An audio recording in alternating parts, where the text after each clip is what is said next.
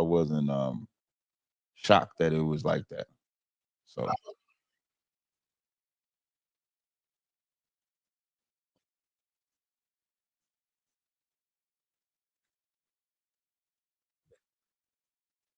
yeah, I think there's groups that complain more than black women. I think gays, um, and when I say gays, that's all of them. I think white The people, L, yeah, L, every acronym you could think of, every acronym you can think of. Now, black women complain. oh, Um, that's the echo. Hold on. wait, Have you checked your no, no, connection? yeah. Wait, hold on. Let me double check. Hold on. Let me check this here. Hold on. Let me come Because up. it's right on my end. I got it right on my end. Test it. What about now? Test it. 1 2 1 2. It sound better. You just yeah. All right, Uh-oh. there we go. Wait. Hey, can y'all let me know if y'all can still hear the echo? But go ahead. Yeah, so I think black women is definitely in the list of complaining. So I guess maybe compartmentalize it. If you give a subject that they're complaining about, it would probably make them be like number one in it. But I think a lot of groups complain, black women being one of them. I would agree with Not that. gonna get into like okay. You don't hear gay people saying we're overrepresented in movies of doing something. You don't hear gay people saying they want people to believe that they women, then get mad that people believe that they women. You don't hear like black women. Oh, there is a small echo. I think I hear it.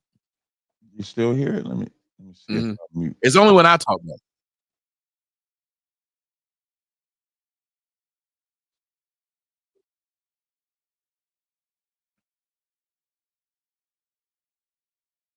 Hello? Hello? I don't hear it. Oh, all right. So but I sit there and with black women that they will complain that they getting too much like what's her name? Angel Reese. Angel Reese says she tired of being sexualized. Then she walk out there half naked everywhere she go.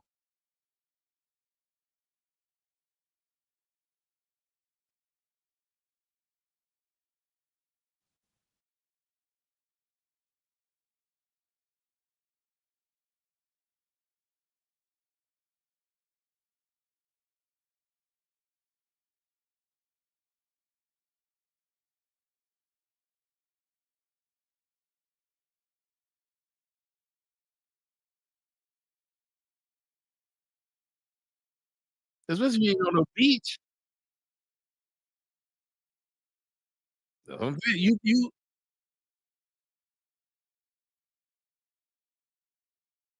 yeah, that's what I'm saying. The complainers. Like again, who do you see always asking for food to go back at restaurants?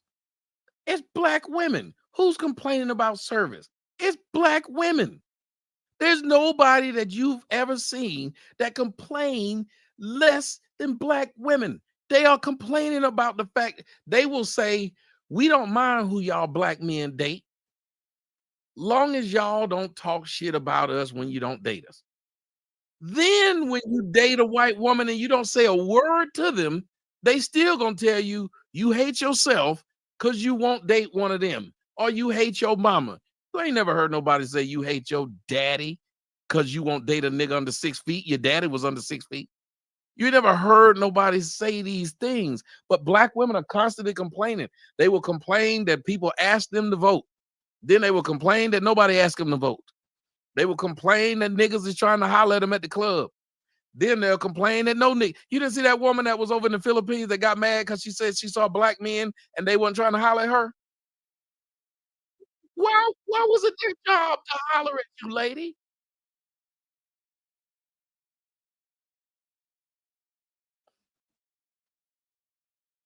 And with I'm not disagreeing about what black women complain. I can't because they do.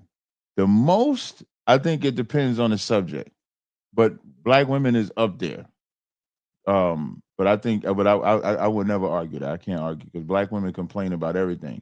That's why I was telling you about that video where the black Uh-huh. woman admits that she was an alpha to a man that was actually treating her good. She lost that good man because of her mouth, and I guarantee you that mouth was a bunch of complaining. Guarantee you. And so I We got can't disagree. You're absolutely 100% right with that. See, that's all I'm saying. I'm gonna bring in a young, beautiful black woman up in here, Miss Melanie. How you doing, Melanie? Hi, I'm doing good. Hey, everybody. Hey, what's up, Melanie? How you This doing? message is for you.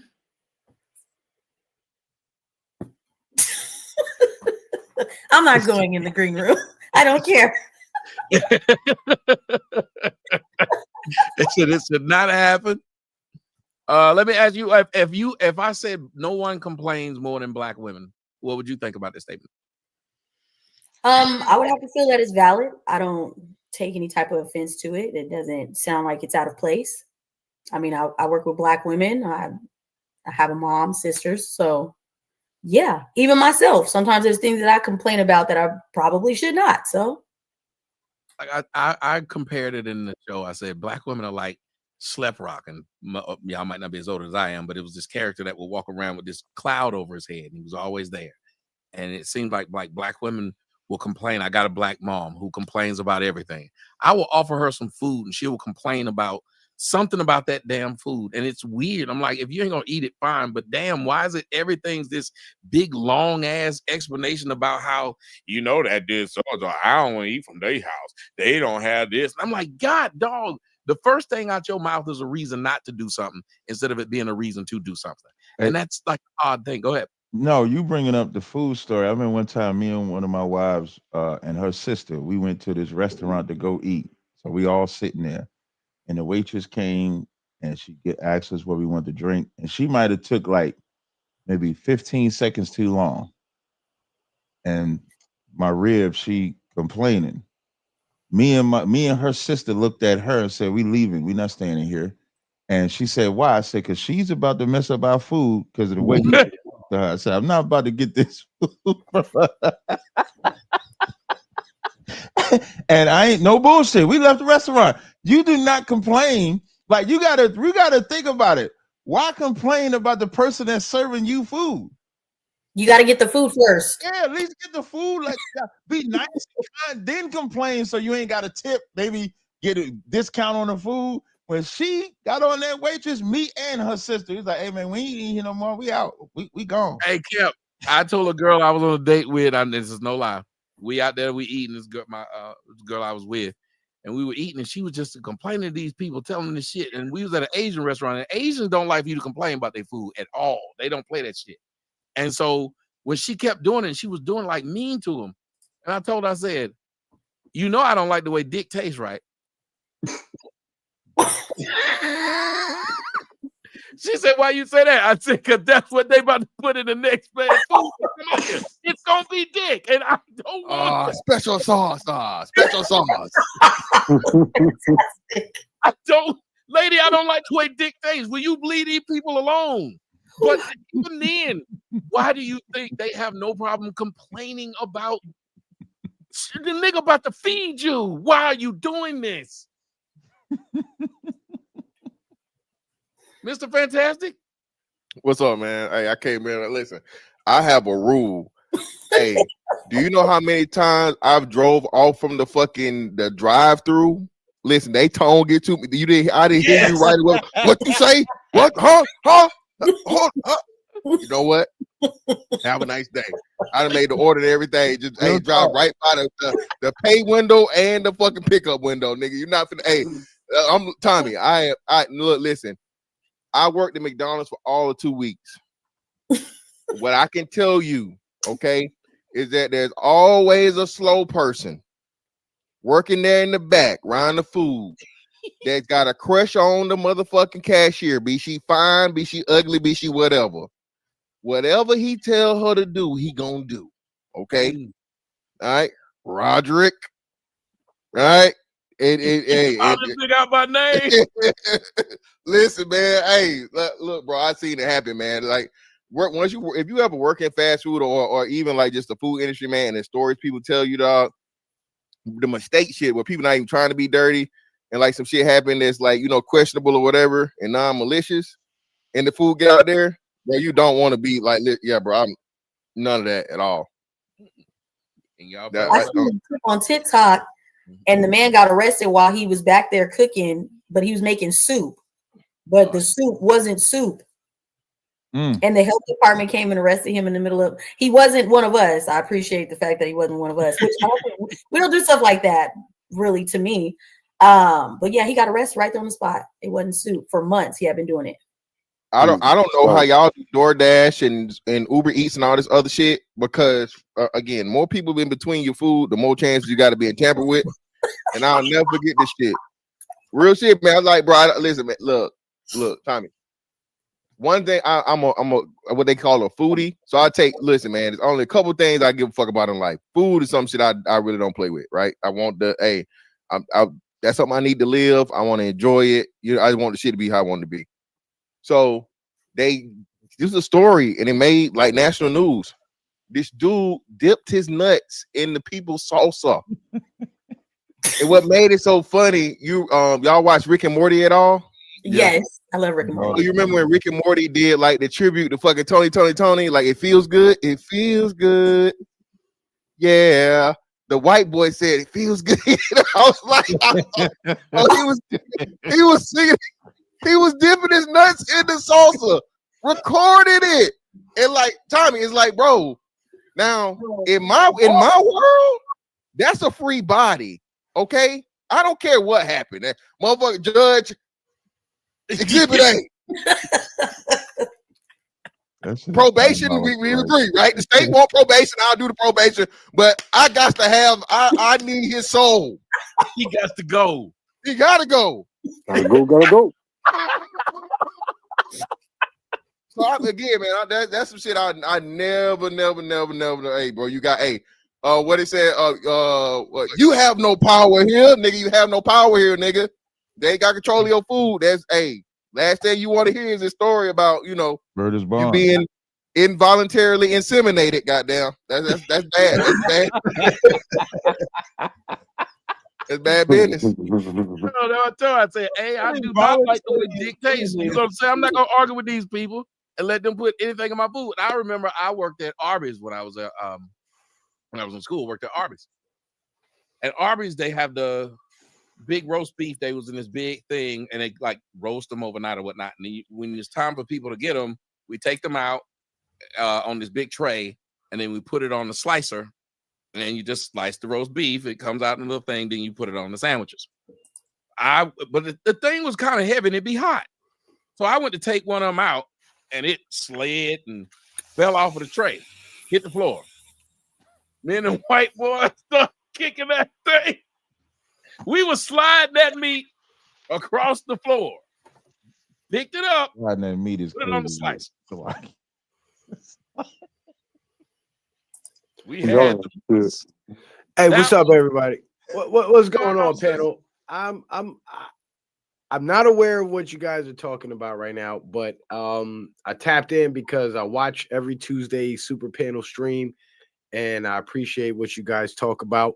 And based on the topic, what are you thankful for and concerned about? Well, I'm thankful for the fact that we have this idea of family and love and relationships. But what I'm concerned about is the relationships not lasting. And the reason why I say that is because I've been in a relationship for several years, and my woman like demands all these certain things from me, but I can't deliver because she wants me to spend time with her, but then when I spend time with her, all she does is complain. So it's like, why would I want to be around that shit?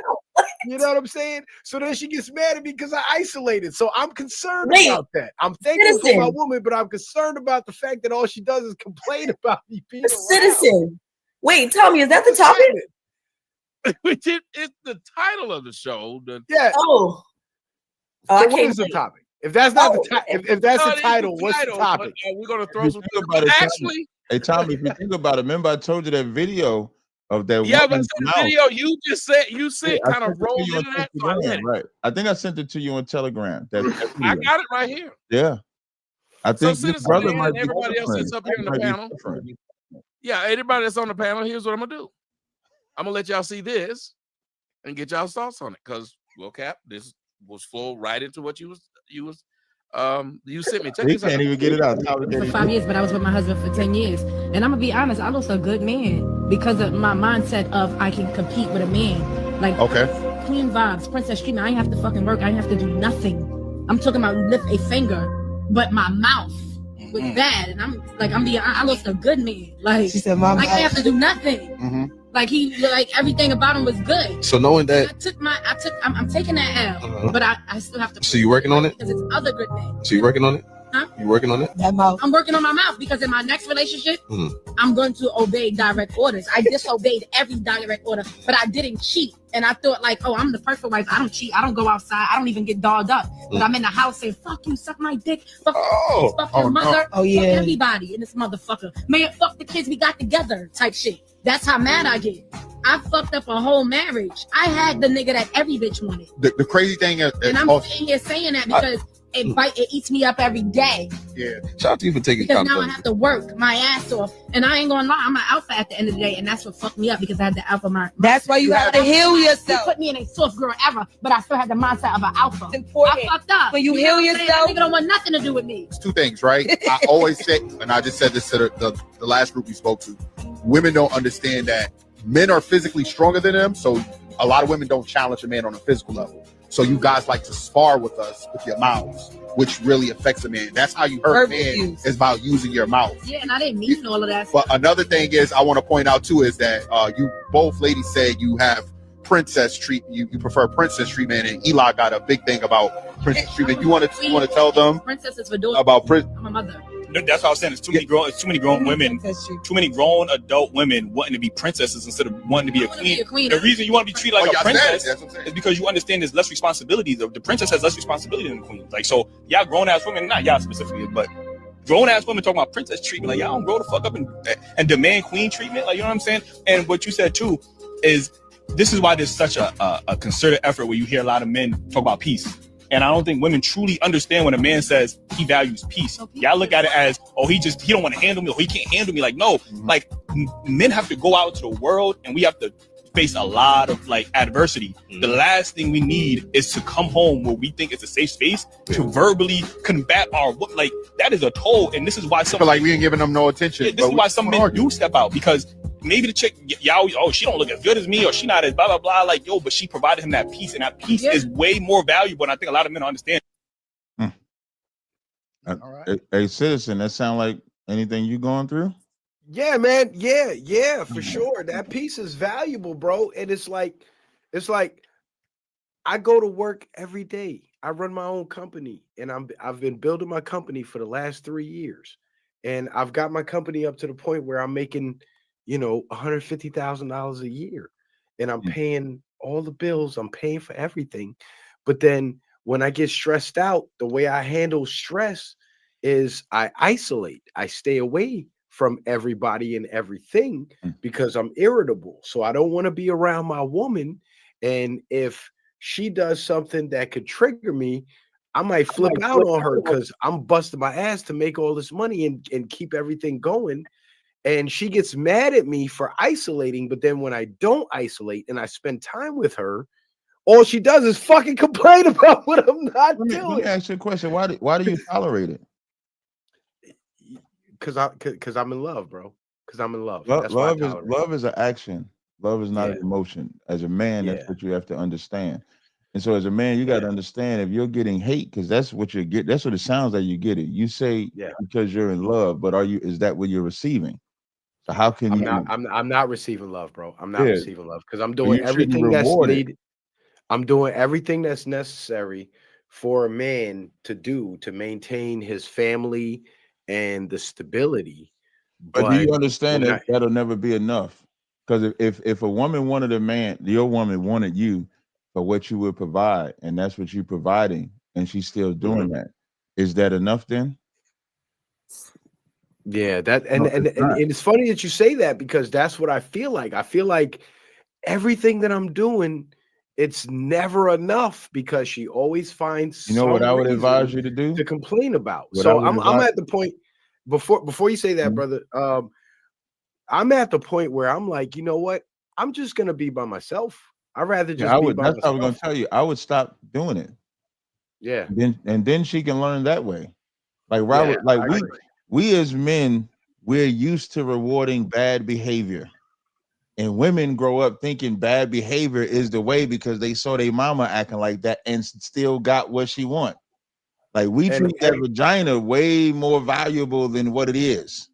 Yeah. What I mean, and it's by funny that that is- you. but let me just finish this. What I mean Yeah, by go that ahead, is brother. not that the vagina is not valuable, but it's not more valuable than your mental. And we sacrifice our mental over that instead of saying, I'll put the mental to the, if my mental is not right, I'm not going to deal with the woman. And so that woman knows that about you. The minute that she yells at you, the minute that she try to check you, if you would have shut it down the first time, she would either walked away or she would have known she did not have a man that she could abuse like that. Once you accepted the abuse, it's only going to get worse. And so she knows she can talk to you any old kind of way that she wants. You still going to keep trying. At some point, you got to stop trying. Yeah, because I found myself in a position where at some point I started to feel like I was just simping. Like I started to feel like I'm all I'm glad you doing is woke up. just simping for this woman, and I'm not getting nothing in return. All I'm getting is complaints and shit I'm not doing right. And it's like you need to do more. And I'm like, bitch, I'm paying thousands of dollars a month in bills to make sure that you are comfortable, and you still have a problem. Like, what the Citizen, I don't know if you can hear Mr. Fantastic trying to talk. Go ahead, Mr. Fantastic. Brother. Let me see. But she's fine and I love her. You know what I'm saying? So it's like, can you hear my man talking? Can you hear my man, Mr. Fantastic? Go ahead, Mr. Fantastic. I'm sorry, brother. Man. A nice scholar once said, it ain't nothing to cut that bitch off, brother. Brother, you got it, brother. Brother. You got that one, you can get another one. Listen, man. Yeah, if you got everything you saying, man, you got your own business, making well over 6 figures, you well in there, so on and so forth. You got yourself together, so on and so forth. Bro, this is why I say you can never ever let a woman just be pretty and give you pussy, brother. That's all you're getting out of this situation. You have to have a woman $40. But that's what I'm saying. Brother, you paying $150,000. So you know what I'm saying? You overpaying. So that's what I'm saying, man. If that woman has no responsibility and all she got to do is sit around, somebody got to echo. They got to mute. Somebody got to echo. Yeah, she if she had no responsibility other than just being around and being present, brother, and then she's being unpleasant, bro, you need to sit down and have a real serious fucking talk with her and let her know that she can be replaced, my nigga, immediately, because otherwise, like you say, you're enabling her behavior. If you just, and I understand it's your personality type, but you know what I'm saying, a lot of people don't like to be confrontational. You just rather be by yourself, but you're creating your own problem because you're never addressing it, and she's just continuing to, enjoy the fruits of your labor, fam, with absolutely no contribution. So yeah, man, you gotta do something about that situation ASAP. Yeah, it's funny you said that because it's like she talks about how, she's like, I want to spend time with you and I want you to be around, but every time you're in your studio, because listen, I stay in my studio till like 6 a.m. most nights because I don't want to go in the bedroom and lay in the bed with her because all she fucking does is complains. Like all she does is says, you don't care about my feelings. How long you been with her? 5 years. How long have you been with her? 5 years. You got any children by her? We got one child together. And I got 2 children outside, and she got 2 children from a previous relationship. So it's a bit of a complex situation.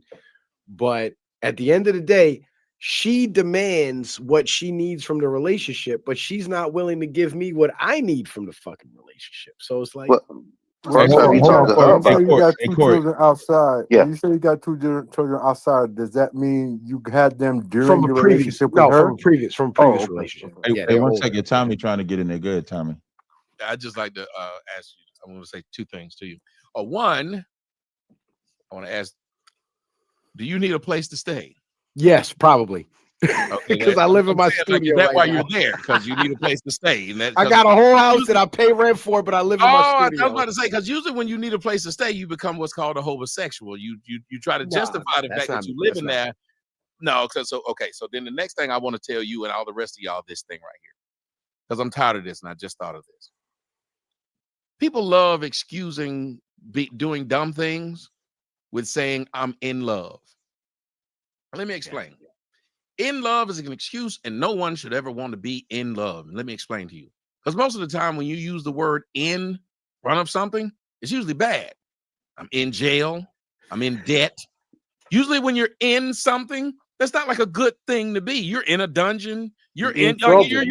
I'm in a fucked up relationship. You And let in me tell you trouble. something. If you keep being in this relationship, you're probably going to end up with involuntary manslaughter. And then you don't want that. So I'm telling you, you gotta watch what you're in. You don't want to be in love. And you say that someone that you're with, you're in love with them, but you're also saying that they're mistreating you. A lot of times you're in these relationships because of what's in your mind. And that in is the thing that will end not only that relationship, but it will end you. And because you're sitting here, don't feel good about yourself, have low self-esteem, don't think you can do better, you will continually be around someone who mistreats you, because at the end of the day, what you really are saying is you think you deserve that treatment. Because if you didn't think you deserved it, you'd have been unleft. Yep. Or got you another woman and Yeah, stayed over there. I've accepted a lot of bullshit, and it's like when I'm stressed out, right? The type of person I am, when I'm stressed out about things, whether it be money or the business or the company or anything, I isolate, because when I'm stressed out, the people that I love, I don't want to put that stress on them. So if I'm around you, I'm going to talk about it. I'm going to tell you that I'm going through this, I'm dealing with this, this is what is bothering me, et cetera, et cetera. And instead of doing that, I would rather just be by myself, be alone, and figure it out. But you're not alone. Okay. If you're there with that person, you're not alone. And let me tell you something. If you really care about them, every time, even if y'all are quiet and y'all are away from each other, sharp parts of you want that a regular relationship, a real relationship, a loving relationship. So when she's upstairs and you're downstairs, you feel alone. It might not bother her. It will bother you, though. See, the person that doesn't care very much, distance doesn't bother them. The fact that y'all don't speak won't bother them. That stuff, they'll eat it up because they know you still downstairs. There's a lot of people who just want to know that him downstairs. That's it. They like him downstairs. They like him miserable. There's a lot of people that like being in a relationship with somebody that's miserable. So you don't like being miserable, but she's happy with it. Yeah. So if that's the case, and I'm not telling you or anybody else to leave, because the hardest thing to do about a job is quit. The hardest thing to do about smoking is quit. I got this big stomach. The hardest thing for me to do is to stop eating. A lot of things that you get into, it's hard to stop. That's why I said don't use the word in anything, because typically when you're in things, you're like you're trapped. You're in something. You're in a glass bottle. You're in trouble. In usually doesn't have good things after it. You feel trapped. Yeah, I totally do, man. I totally do, because I have basically structured my entire life around having a family with this woman, having a home with this woman, having a business that could provide for our structure. And it's like nothing I do is ever good enough, and when I get stressed out and I decide you're not good enough. Well, as someone's you're right, and I feel that way. Trying to impress them. Why do you feel the need to impress this woman? Why you don't think this woman feels the need to impress you? It's not. I don't think that's it. It's like the way that I handle being under stress, because being successful comes with a level of stress, and the way that I handle being under stress is by being alone. And she has a problem with me being alone. Like she assumes like I'm talking to other women. I'm trying to cheat, this and that. It's some goofy shit. It's some goofy shit. But it's like at the end of the day, everything that I'm doing in terms of my thought process, my process, isolating, trying to solve these problems, all amounts to how can I make shit better for us and the children. You know what I'm saying? And she interprets that completely wrong. and she thinks that I'm just doing nothing Does but she ever cheating give on you her. any And assistance? Does she ever say, "Okay, you going through this? I can help you"? Has she ever tried to give you she anything? doesn't. No, she doesn't. That was my next question. All she does is fucking complain, and she doesn't contribute a fucking thing. Nothing. Well, at least she's fucked first. Man, I ain't fucked that bitch in about 3 months, man. You just said all I'm she not does. even I'm not even getting that. But you just said all she does is fucking complain. No, fucking, not fuck and fucking. Fuck, not yeah, right. Thank you, Mr. Victor. Not fuck and fucking. Now that's I can deal with the first one, Tommy. I can't deal with the second one, goddamn. If we put, hey, you give it that push up, baby. We can probably, it is horrible. It is horrible. And the type of man that I am, and the amount of shit that I've accomplished in my life, I feel like I'm lowering myself. Oh yeah, to so maintain this relationship, and I can't do it no more, bro. Yeah, so stop. So leave. So again, I know what it is. Y'all got the kid together. Y'all not married, right? No. All right, so you're not married and you got the one kid together. You worried about fucking child support or whatever, bro. Eat that shit. You'll make it back. I ain't worried about child support. I go sit in jail. I'm not paying that bitch nothing. Well, no, you gonna pay that. If you don't pay that bitch, and now you lose $150. You say you don't care till you're in there. I ain't never. Yeah. That shit sound good. It sounds good. It sounds good. Take me to jail. Nah, but honestly, I'll tell you the truth though. Honestly, I don't think she'll try to put me on child support because she knows how I feel about that shit. And I take care of my kid. You know what I'm saying? So anything that regards a woman scorned. Do I have something to tell you? You ain't never seen a woman scorned, sir. Yeah, get the fuck out here. Well, why would she? But here's the thing, though. Why would she be scorned when I didn't do shit to her? I didn't because she's a woman. Because you ain't do shit to her. That's why. You haven't done nothing now, and you're not getting the results you want. Damn. Go ahead, Melanie. Let a woman tell you. Y'all fucking me up right now, but go ahead. I mean, you're catching hell now, and it sounds like you're doing everything right. So what makes you think you're gonna get off clean? You're her meal ticket. You with her, yeah. You're with her doing shit, nigga. What you think? You finna leave her? Like you finna get out scot free? You getting walked like a dog is what it sounds like. So when you decide to leave, let your first stop be the courthouse. You go file the paperwork first. It'll look better in the courtur. Yeah. I mean, if it came down to it, I'll put myself on child support, and I'll give her my income, and I'll pay the money before she could do it. Because if I do it before she does it, then the amount that I have to pay is what I decide. This is not legal advice. This is not legal advice. This is not legal advice. Being that you have your own business, right? Being that you have your own business, use that to your advantage. So, according to logic and fairness, you're not doing anything to her. But sounding by how she's treating you, in her perspective, you must be doing a whole bunch of shit wrong. Yeah, that's what what she says. She's like, "Oh, when I tell you how I feel, you're not receptive of it, and all this bullshit." And I'm like, "But how you feel doesn't equate to." It doesn't map onto reality. It's just your fucking feelings.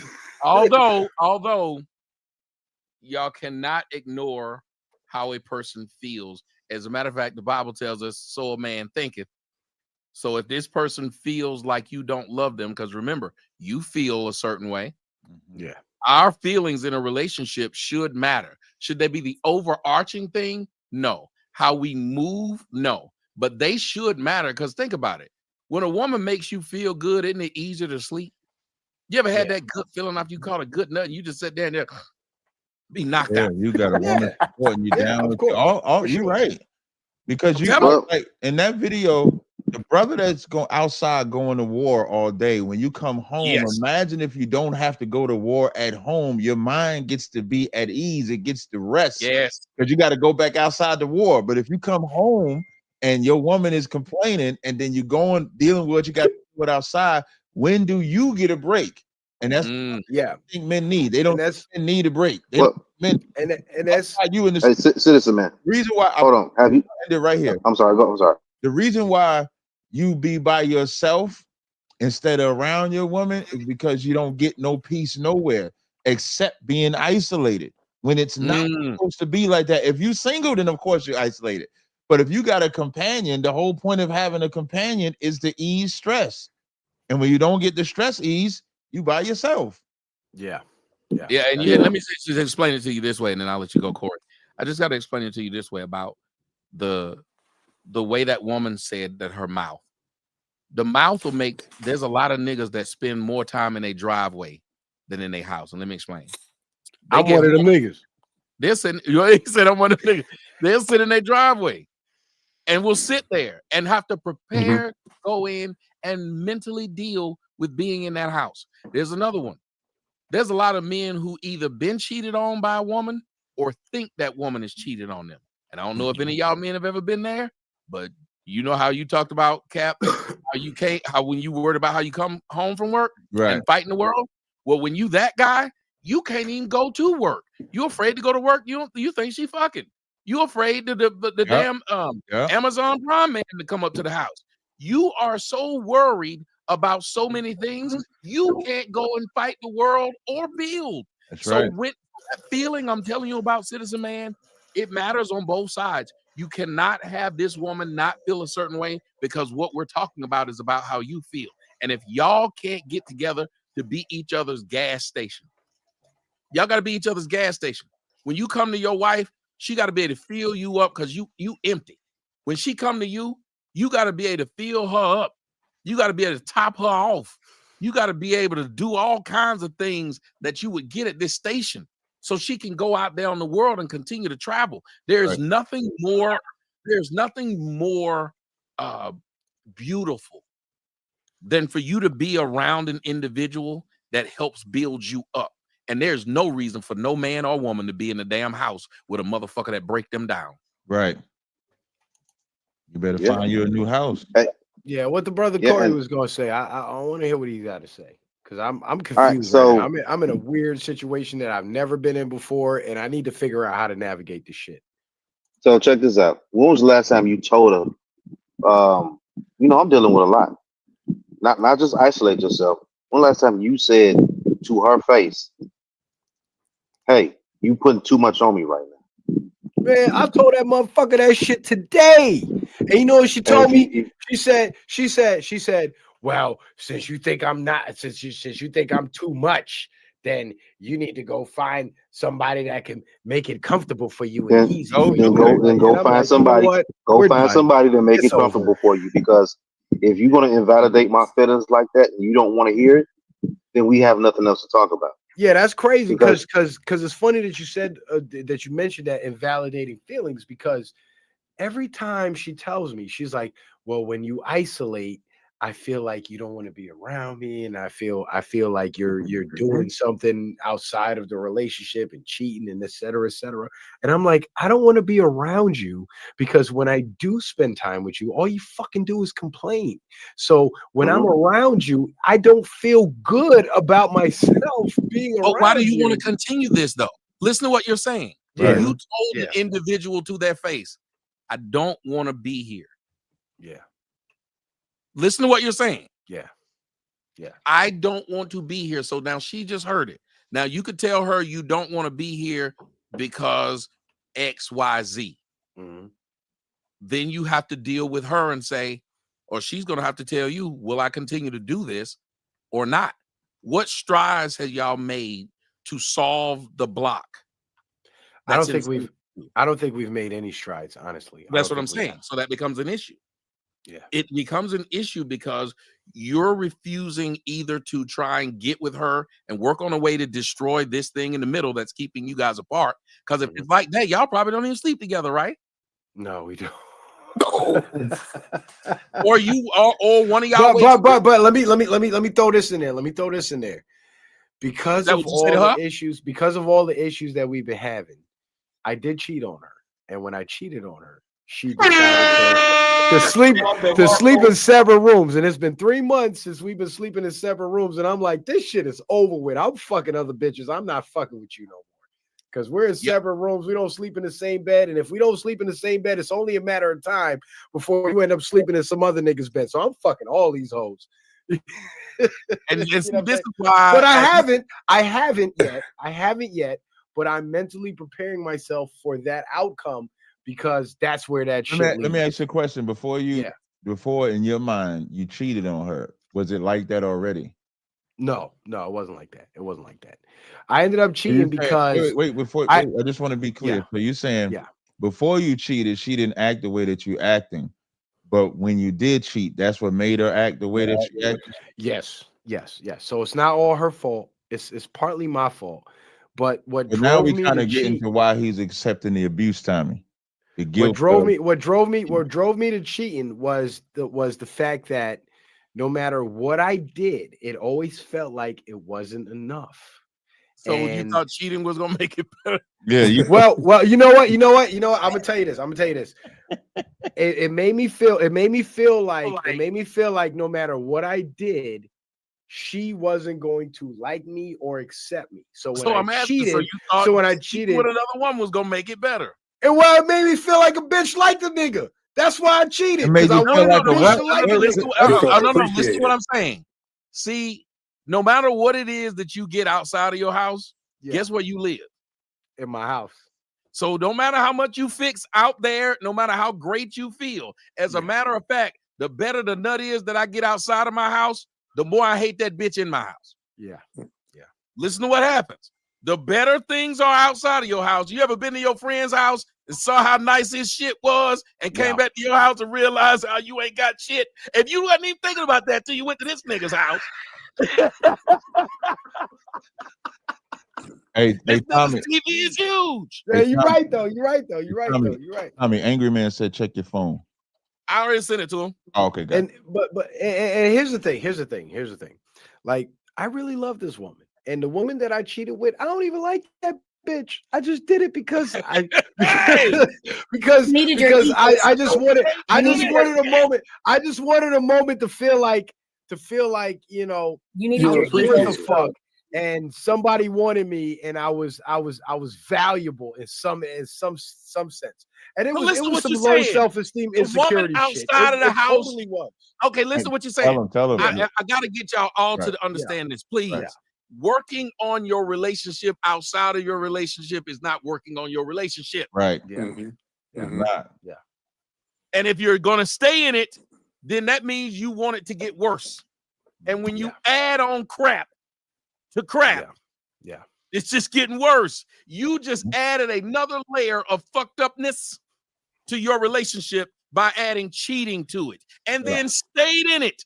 So you now want to stay in it. Now, either both of y'all, some motherfuckers that don't want to be alone, so y'all staying with each other, sleeping in different parts of the house because you're scared to be alone, because just like you cheating, she cheating. She ain't just sit up there being, she is, and she should. So y'all both. God. No, I already know. Look, Tommy, I already know what time it is. I'm not looking for relationship advice to try to fix my relationship or anything like that. What I'm trying to figure out is how the fuck do I move forward? He said I ain't looking for no advice, but how do I move forward? Nigga, without avoiding this shit. No. I'm not looking for a relationship advice to fix the current relationship. I know that shit is done. That shit is cooked. But I'm trying to figure out, how do I avoid finding myself in this position in the future? You know what I'm saying? That's what I'm trying to figure out. Don't pay for the bitch everything up front, bro. Don't be paying money and buying the bitch, bro. That doesn't sound like you did. And then even furthermore, so she had kids, you had kids, is like balanced. Then y'all have another kid. Come on, man. Nah, bro. And then did you see any of these warning signs when you was first talking to her? No, not at all. That's a lie. You a lie. Not at all. You lying. And I didn't see it. You're lying. Tazaria, hold on. Greatest detective in the world. Hold on, Cap. Greatest detective in the world couldn't get it. At the time, it was all going down in the beginning. I didn't see it because I was blind to it. But now that I'm in the position that I'm in, and I'm looking back on all that shit, so then now I'm starting to see. Right. So that's what I'm saying. That means you did see the signs, but vagina blinded you. Tommy, what did I say before he joined? We put vagina high. Yeah. We put vagina like it's the stock is high. We don't look at their, we don't look at their mouth. We don't look at their mental. We don't look at all of that, which is supposed to reduce the value of the vagina. Yeah, for sure. You understand? Like, you'll find brothers I always say this. You'll find what people perceive as a handsome brother with a sister that's not as handsome, and you'll be like, damn, how did she get him? I guarantee you her mouth is not loud, her mouth is not this, because that's a value that vagina can't outweigh. But when you well, just real quick, Cap. I don't want her to be handsome in the first place, brother. She oh my bad. You know what I mean? Hold on, wait, Mr. Fantastic. Actually, he's correct. The origin of handsome was what they used to call women. Oh, well, this now I know he's an Israelite brother. Listen, I respect his biblical knowledge. I respect his biblical knowledge and historical context. We in 2025, brother. There's too many transformers out here. I appreciate that. I appreciate that. Which definition is that? Is that 1, 2, or 3 for handsome? Which one? That's how we confusion. You see how these people telling y'all I was correct? Tommy, I never doubted it, brother. I'm gonna give it to you. Tommy, I respect you, and I respect you and Captain Zariak's historical context and wisdom. But we in 2025, brother. There's too much shit going on out here. No handsome women. Okay, handsome woman, man. No, I appreciate that, but brother, what I would warn you of is, and I warn men and women this, man. Y'all, we all see the signs of a monster in the beginning of a relationship. Yes. But that ass or them titties or them lips or them eyelids blind you from it. For women, it might be his chest, his money, etc. You know he got a reputation for beating bitches' ass, but you think you the one bitch he ain't gonna beat. And then when he beat your ass, you're like, yeah, I knew he was doing that, but I didn't think he would do it to me. Yes, because you're accepting it. So when you see bad behavior, you got to always remember there could be a woman that does not have bad behavior. But if you accept their bad behavior, that's what you signed up for. And I'm sure she gave you that attitude. She gave you that mind state when you had them blinders on. And once you accept it, that's it. So if there's any lesson you're going to take away, like what Mr. Fantastic said about spending money on them, giving everything, you want to take that too. But you need to look at them signs. And if you see a monster, run from the monster. Hey, I got a question. I got a question for y'all, and I want Tommy, Captain Tazariak, and I definitely want Angry Man's input on it, and Mr. Fantastic, and the sister on the panel. I can't really see your name because my screen is really small. Melanin Legacy. Melanin. Sorry, Melanin. I apologize.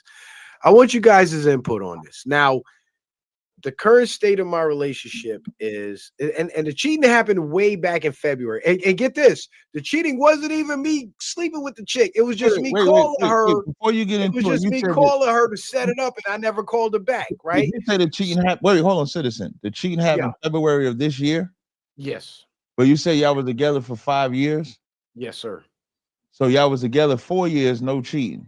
Yes, sir. And she was acting like this for them 4 years. Yes, sir. Well, you said earlier that she only started acting like this when you started cheating. Now you started. No, it got worse. It intensified after. Hold on, brother. Out discrepancies a lot. Yeah. Come on. What you got to say, Mr. Fantastic? Go ahead, but I have a question. Hold on, 1 second. Hold on. Let you ask me a question. Go ahead. Damn, I done called some. Brother, attempted cheating is not cheating, brother. It sounds you said you attempted to cheat. Right. You didn't get no cheeks. I didn't. I did not. Oh hell no! This nigga lying. I'm being treated, but I'm being treated as if I did. Hold on, That's dude. the problem. Hold on. No, listen, man. We detectives up here. This man said when he slept with the woman, he didn't even like her. Yeah, he just said that 3 minutes ago. That he slept with the woman.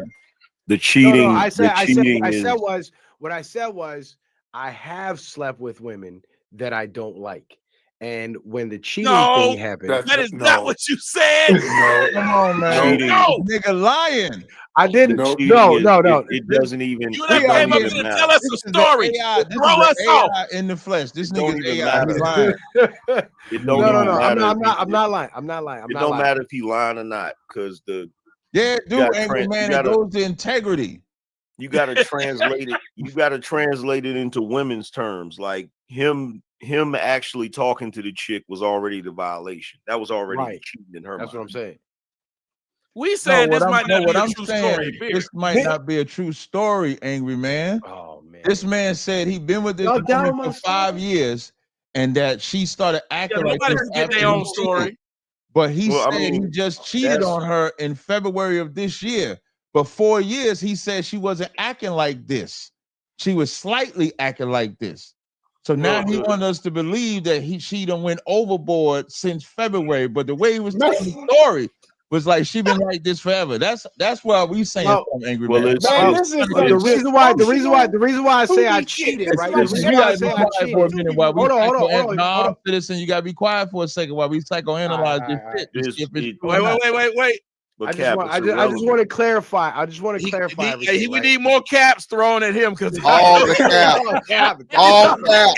Yeah, Come this on, is Grande Sparrow. Hey, let me it's clarify. Tuesday, ain't it? Content. It's been great It's content. Tuesday, ain't it? Holes in this shit. You know, holes in the story. Grande Sombrero, brother. Grande Sombrero. Bring out the tacos, nigga. Angry Man got it. But let me clarify for y'all, right?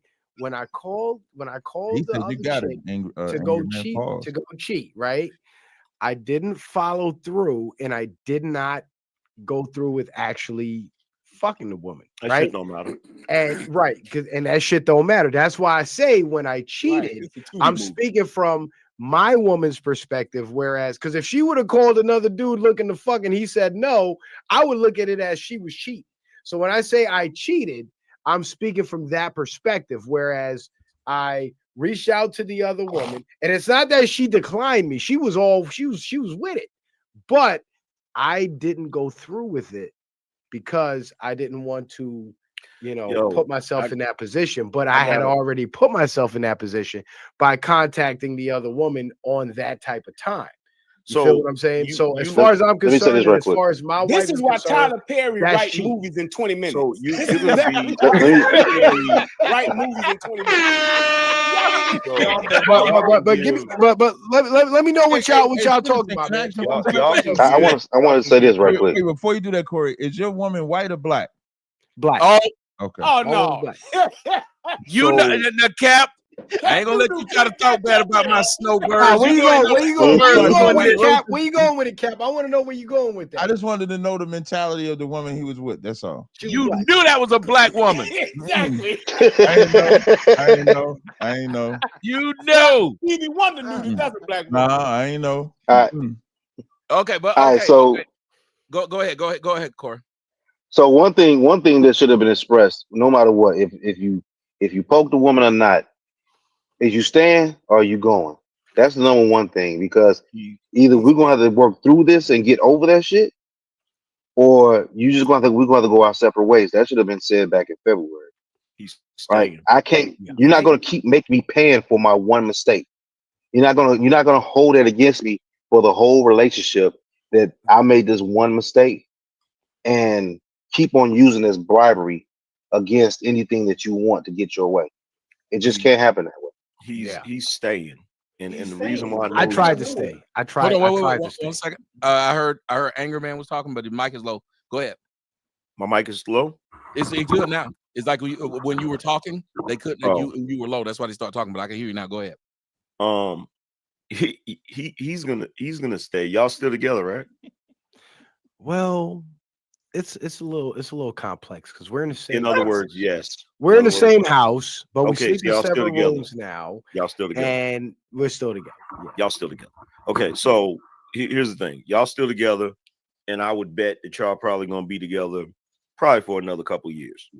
And the reason why I'm saying that is because you up here doing a hell of a lot of explaining for a chick you don't want to be with.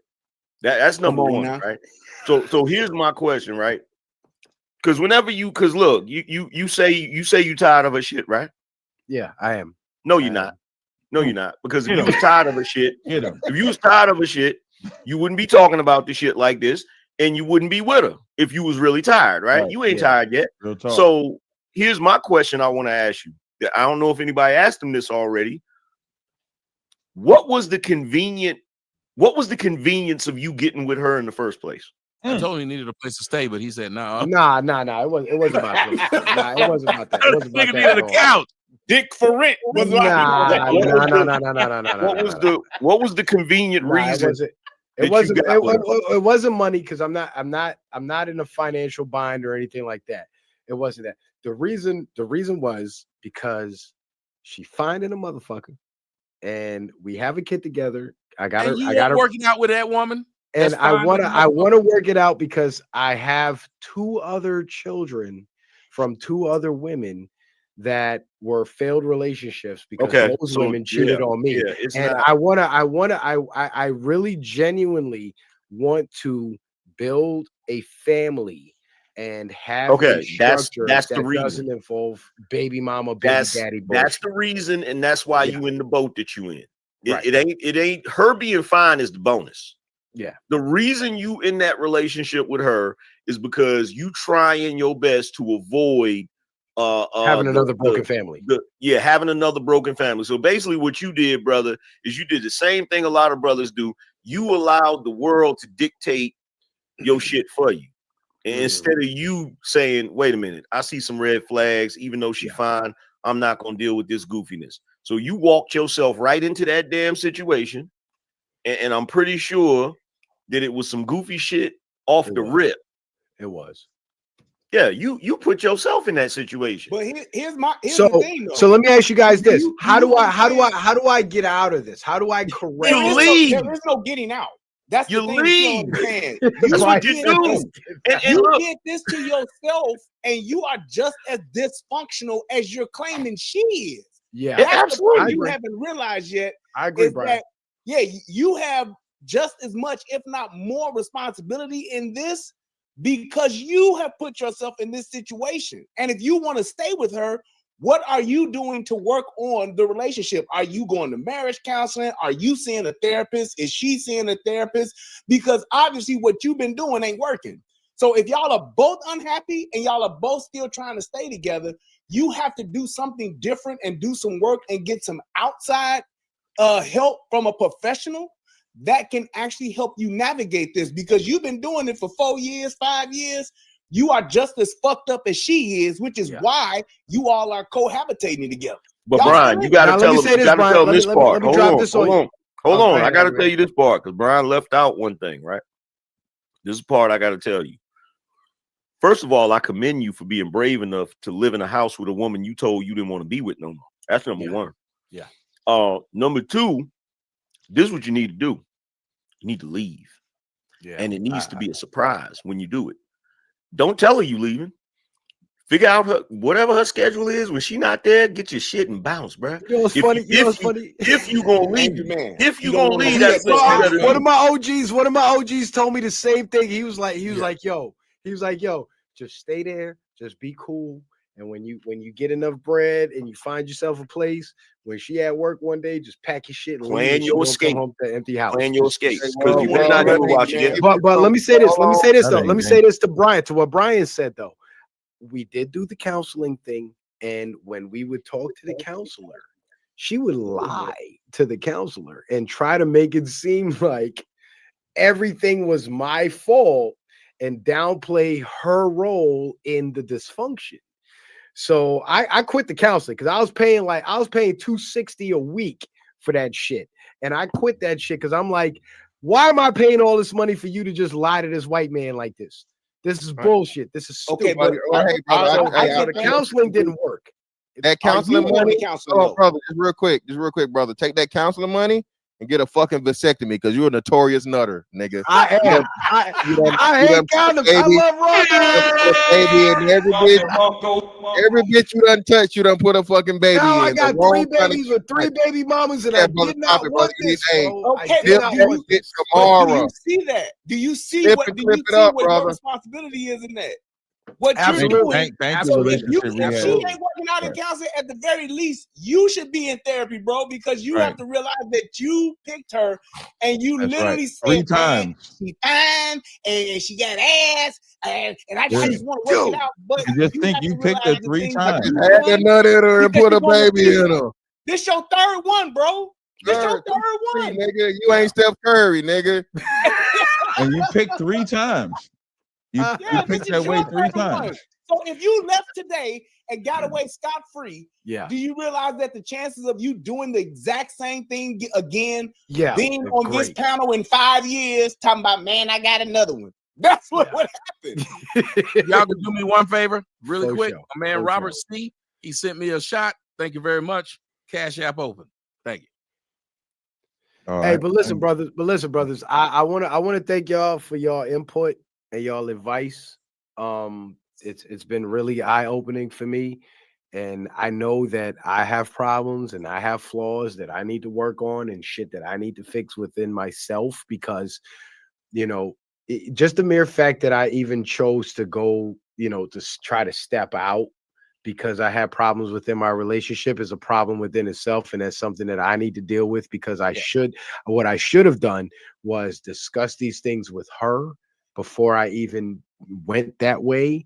And if I was going to choose to go that way, it should have been on the grounds of we're no longer together. The relationship is over. We have separate lives and I'm going to do what I need to do, you know, to do for me.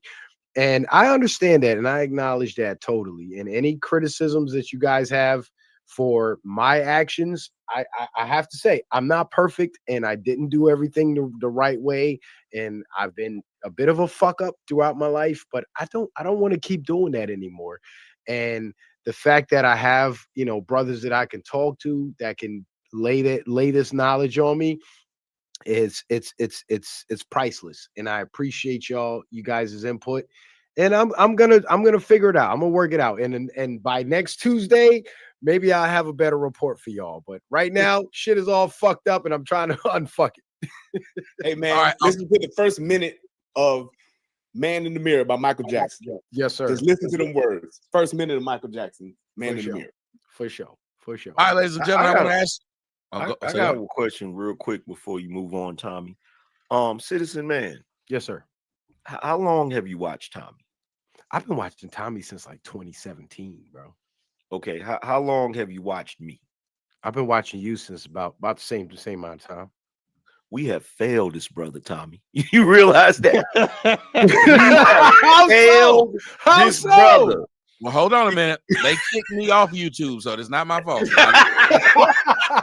No, Angry Man, how so though, Angry Man? How so? You can't blame Daddy when they take Daddy away from the kids and won't let him see him. They took me away from a lot of my brothers, and I've seen them be wayward since it happened. I'm really sorry for it. All I could do is apologize that the system took me away from y'all. But sorry, number one. Angry Man, why do you say that though? What makes you say that though, brother? Because I talk about shit like this all the time. Like literally, I talk about shit like this. Literally, how many horror stories have I gave y'all about my 10-year relationship, bro? Yeah, all the time I talk about that shit. But you know what, Angry Man? I wouldn't say that you guys failed me. I would say I failed myself because I didn't take the advice. I thought I had it figured out, and I thought that I knew. So you heard Tommy's voice in your head, and then all of a sudden you was like, "Damn, look at them titties," and it was a rap. Yeah, pretty much. Listen, I can't mad at him. Tommy has heard his voice in his head and said, "Damn, look at them titties." I have found myself right. And she has huge tits. She has very huge tits. I know I'm wrong. And I love those tits. Terrible. I can't let them go. I know that there's some look. That's why I always tell niggas I have to give a disclaimer up front. Hey, I say some good shit. That don't mean I do some good shit. I say some wonderful things. Life changing things, Life brother. altering. Yes. But if you catch me doing that, which I said don't do, I didn't say it was easy to not to do it, sir. I just said don't do it. Listen to what this nigga say. Like them titties last night. I know plenty of alcoholics who will tell you not to drink. Just because they drinking don't mean you supposed to say, I should drink because you drink. No, he giving you good advice. It's just the drink that got him. The drink got him. The tits get me. Tits do. Yeah, the big I can booty avoid a got lot of me. things. I'm one of them. I'm one of them. She got ass stove type niggas. I'm one of them niggas. There's You know more what they say? work to be done. You're It got you Smash three Brothers. kids. It got you 3 kids with a woman you don't want. And they all got ass. They all got ass. I'm gonna tell you something, citizen. You got a mental problem. That's what relationship rehab is trying to tell you. You have a mental disorder. I can, you know what? I can accept that. I can. 1 second. You don't know how to pick a woman. You got to. Your father raised you. Well, My Mr. mother and my Fantastic father. told him he don't know how to pull out. I had both parents in my life. I did. But your father should have did a better job of pulling out and teaching you. Yeah, pull out. He don't know how to pick a woman. He don't know how to pull out. If you know how to pull out, you ain't got to worry about picking a woman. So you better reevaluate, because I'm gonna tell you, if you don't get the help that relationship rehab said you should get, you're gonna pick a 4th woman the same exact way. He's not going to pick her. He's just going to lay some inside of her. You can't even blame. He's not even picking these this ladies. scenario, we can't blame the women. We can't even blame the current women. Like, you can blame them in the sense that it's not an excuse. Hold on, citizen. It's not an excuse how she's treating him, but he likes that shit. Yes. Yeah, you a glutton for punishment. Hold on, wait. Hold on. Hey, If y'all don't mind, I gotta address something. I gotta address something. Is this a young whose comment section is this Kenya from? That's mine. She said, "Pull out don't work, lady. I would like to show you different."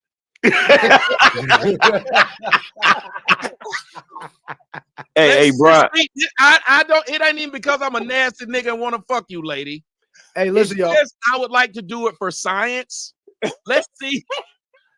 Hey, Brian, I disagree with you on one thing though. He can't listen to Man in the Mirror first. He got to listen to Poison first. Then he can listen to Man in the Mirror. Go listen to BBD Poison.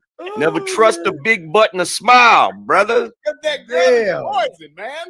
I gotta tell y'all, we don't even get smiles no more. We just get big butts. Right. Yeah. Thank you, Tommy. Thank you, Tommy. No smile. That's what Cap was saying. You saw the problems up front. We see the problems up front, but we just sit there and first off, you think, because let me tell you, I've done this. I've said, I don't want to be in a relationship with this bitch anymore. I'm just gonna keep fucking her until I find someone else.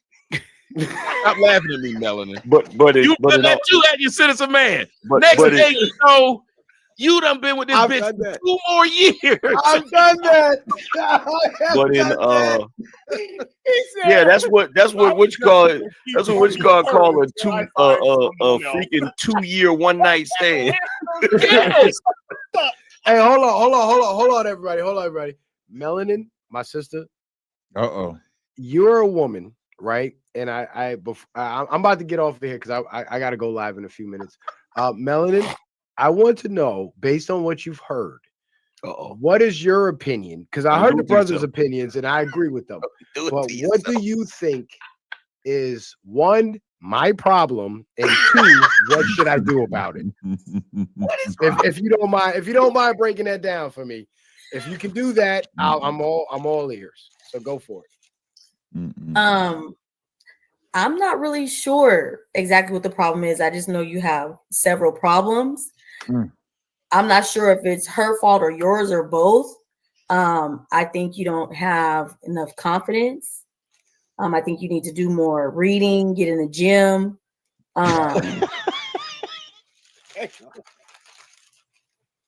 Yeah, I don't. You never tell me what you think about me, because that shit hurts. Nigga, you need more. That didn't help much. But you know what though? When you said that didn't help much, just think about what she said. She said you need better confidence. You don't have that. Because if you had confidence when you saw the wicked shit, you would check it in the beginning. If you got in the gym and felt good, sometimes gym is a good stress reliever. I know I go to the gym a lot. That's why when I get off the live stream, because I get up 5:45 and go to the gym. So when you say that didn't help much, you're gonna make the same dumb mistakes you made in the first place. Well, citizen man, let me ask you this, brother. Yeah, Tommy. You talking about you messed around on her and whatnot, and that's why she started treating you differently. And you also said that you're not a fan of wearing a raincoat. Whose peas is the problem right here? Whose peas is the problem? What do you mean? What do you mean by is it your peas or her peas? I think it's my piece. I think it's mine. The man said it's his piece. This man said it. I have the problem, and my problem is what creates these external. My internal problems is what creates these external problems. Yes, bro. You are the very bed that you're complaining about that's being shattered in. You're the shatter.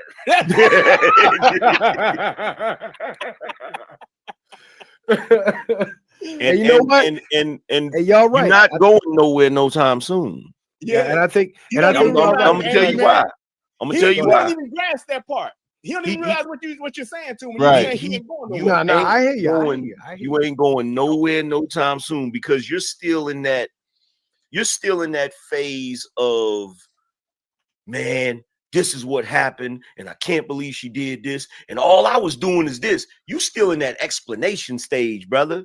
And that explanation stage can last forever. That's how women be keeping y'all niggas, because they be doing weird shit, and you be spending so much time trying to figure the shit out, instead of utilizing that brain power to get the fuck out of that situation. That's what, right.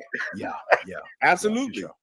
Look at what Cassie did. Look at how long Cassie was with the shit that Diddy was on, just participating. That was her piece. The shit that she was all of the ass whoopers, the Chanel bags, all that shit she was doing. She was still. That was a lot of people's piece. Complaining to motherfuckers, but she wasn't busting a motherfucking move. She was getting bust on and bust in. Yo, Angry Man, let me ask you a question, bro. How long you been married? 75 years. 75 years. That's a long time. I don't even think he's 75 years old, but okay. Let's just go with that. How were you able to make that work? How did that come about? Well, it came about because, one, me and my wife get along the same way that two friends would get along. Okay. Right? So we get along on that level, which a lot of people don't get along like that. Like a lot of dudes don't like being around their wife. I actually like being around my wife. In addition to that, we give each other space. We're not always up in each other's face 24/7. And early on, I went to therapy about my shit. She went to therapy about her shit. Like separate individual therapy, not couples therapy? Separate. Hell no, never go to couples therapy. Oh, okay. Because if you go to couples therapy, there's more incentive to be on the woman's side, because if you go to the couples therapist and then all of a sudden, like a lot of couples therapists complain about the fact that when they try to hold the women accountable, the women stop going. And so when the women stop going, the dudes stop going. So in my opinion, I think it's better to go separately. You go get your shit worked out, she go get her shit worked out. As a therapist, I must say, I have spoken about this several times, about how when I do couples counseling, the woman will get upset if you don't agree with them. But I also know for a fact that even if you're getting separate, you have to be able to get together and do counseling together. And the reason why you have to be able to get together and do counseling together, because it's kind of like, it's the best way I can describe it to people. If your quarterback throws routes and the receiver runs routes, but they never run them together on the same practice field and they're expected to play in the game together, they're never going to be in time with each other. Yep. So you have to get together after you've gotten, if you do it separately, because a lot of times the guys with me, they keep on coming. Let me stop. Yeah. Hey, yo. Hey, yo, what the fuck is that? You was doing so good. You listen, man. That's crazy. I was about to say, yeah. What? Yo. Like, that is crazy. And I Tommy, you on timeout. I can't even agree with him. And I was agreeing with him, because I'm marriage counselor too, until he said that part right there. That's called a jerk. So what I'm about to use the time stone. I'm about to go backwards on this Line, please. Man, Tommy, as long as you use that gauntlet to make my woman disappear, go for it. I'm all with it. 100%. Man, Tommy, you was rocking, man. You was rocking, Tommy. God, you was rocking, man. Get them You're going, right, though, bro. Tommy. Like, because sometimes when you got them both together, when they can't communicate, they can hear how it looks from the outside looking in, and like you said, getting on the same page. Because I marriage counsel a lot, and I do single counsel, but I always recommend joint counsel so that they can hear from that. So I agree with that, Tommy. But what Angry Man might be talking about is, I think the counsel you talk about is not marriage counsel, is individual counsel. That's what it sounds like you were talking about. Like you sound like you was going to deal with whatever affected you outside of the relationship that could affect you in the relationship. Yeah, basically. Somebody, listen, everybody, I gotta get up out of here, y'all. I gotta go do my thing. So I appreciate y'all being here. I appreciate y'all having me here. Let me say that. But I got one last question. Brian, I know you've been married for a long time as well. So I would like to get your input on how I can improve myself to increase my chances of being able to have a long-term functional relationship. I heard from Angry Man, and I appreciate what Angry Man said. And I know Mr. Fantastic, Tazariak, Tommy, I know you guys got, different situations, but Brian, you have a traditional marriage. What you a news reporter? I'm married also. I kind of am. He just named the panel and said, "I know y'all got different situations." Like, what is he? But Tazariak, you got more than one wife. Tommy, you got a bunch of hoes. Mr. Fantastic, I don't know too much about, but I'm pretty sure Mr. Fantastic is single to the motherfucker because he talked like he's single. But Brian, and no offense to you guys, there's no offense to you guys because I might end up having. I didn't care about that part as much as you just knew about all of it. That's the part. I don't know you at all. Fantastic ain't just single. That nigga's happy. And the only reason I know that is because I see him on Instagram. He be everywhere. I be like, this nigga's happy as shit. Look at how free Fantastic hair is. Even his hair is free. That Brian, is free and happy. Brian, I want to know from you, brother. How were you able to make your marriage work and make it last and withstand the test of time? That's what I want to know. He ain't leaving, y'all. My best advice I would give you is to work on yourself first. Be the thermostat. Okay. You need to be the one that's setting the temperature. But if your thermostat is fucked up, bro, you're gonna fuck up the whole temperature in the house. So you have to make sure that you are in tip-top shape and that you're constantly working on yourself to be the best version of yourself, so that you can set the temperature in the house with your children, with your wife, and all of that stuff, because it's all going to be work and it's going to be ups and downs, highs and lows, good times and bad times. But you need to keep yourself in a position to where you're constantly improving yourself so that you can be the person that's the constant and consistent leader in the house. That's what you have to be. And that takes work. And the decisions that you've been making are clear indicators that you're not there yet. Right. That's where you need to start. 10-4. And this is what I gotta say. I know this is what I gotta say. Okay. I got thrown under a couple of buses, a train. I don't really appreciate what was just happening. How y'all done said things about me, and y'all don't know me like that. This woman that said I gave bad advice and angry man. Stop trying to pit niggas against each other. First off, hoe, whoever you whore. They love to try to pit niggas against each other. Why would you say somebody else? A good advice is good advice, you dumb bitch. I gave great advice, whore. You want to talk about what kind of advice I give? What kind of bitch is you? And you want to tell motherfuckers what I do? I don't do none of what you think. I make you think something. Just because my dick is big doesn't mean anything, lady. So stop talking about it.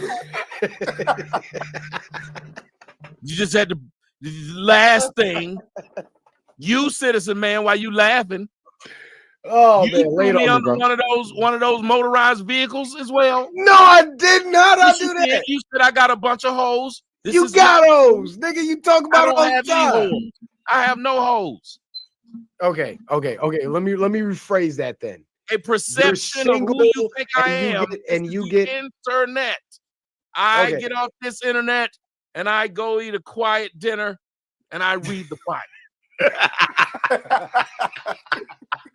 So how do I characterize your position pertaining to relationships with women? How do I characterize that? Did I not give you good advice? You Have I not absolutely been giving did, sir. good advice for years? You Have I not absolutely been giving have. advice that if people were to take this advice, they could then turn around and not only change their relationship, I've changed motherfuckers' life to where they repeated my advice and got money offline. So my damn advice got to be good. Not you. You bitch. I'm talking about that bitch. I'm talking about that bitch. You can't sit up here and tell me Tommy. my motherfucking advice ain't good when you done heard it come out of several miles, ho.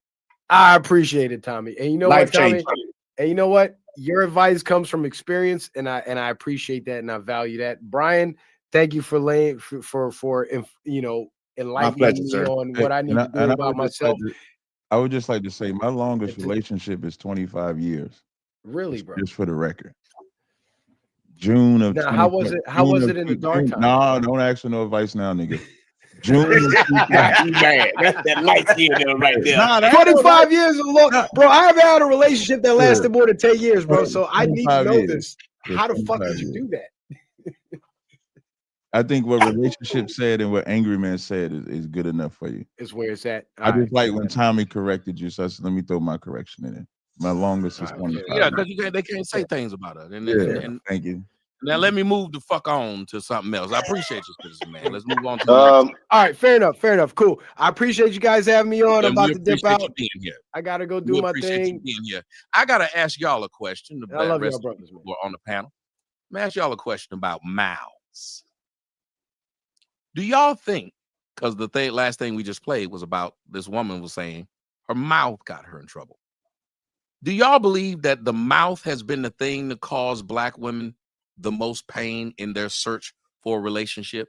That it's been the number one failure or thing that's caused their relationship to fail? By show of hands, who believes that this is the number one thing, or do y'all believe it's something else? Mouth. All right, so Cap don't believe. No, I don't have to believe it. Yes. No, you said the mouth is the number one problem? Yes, the number one thing that's caused them issues. Yeah, definitely. All right, I want to start with my man. I'm going to start with Mr. Fantastic because he's been rather quiet. Can you tell us why you believe that the thing that's causing them, because if they're watching, a lot of them are listening, why do you think that the mouth has been the Black woman's biggest downfall in a relationship? Because that's the number one thing they use, figuratively and literally. So, it gets them in a lot of trouble because, shout out to Angry Man. I just saw AM's thing response to the TikTok to the girl that was talking about niggas is sassy because they won't let a man win the argument. That thing, and it's like women are the dynamic has been switched to where they believe that they're supposed to lead the conversation. They're supposed to be able to say whatever the fuck they want to say. They're supposed to be able to talk to niggas like niggas. Women think they can talk to a man like a grown man, and then he's supposed to show restraint, which again, I'm not for, any type of physical abuse or anything, so on and so forth. But this woman said it. That clip you showed, she said, "Fuck our own kids."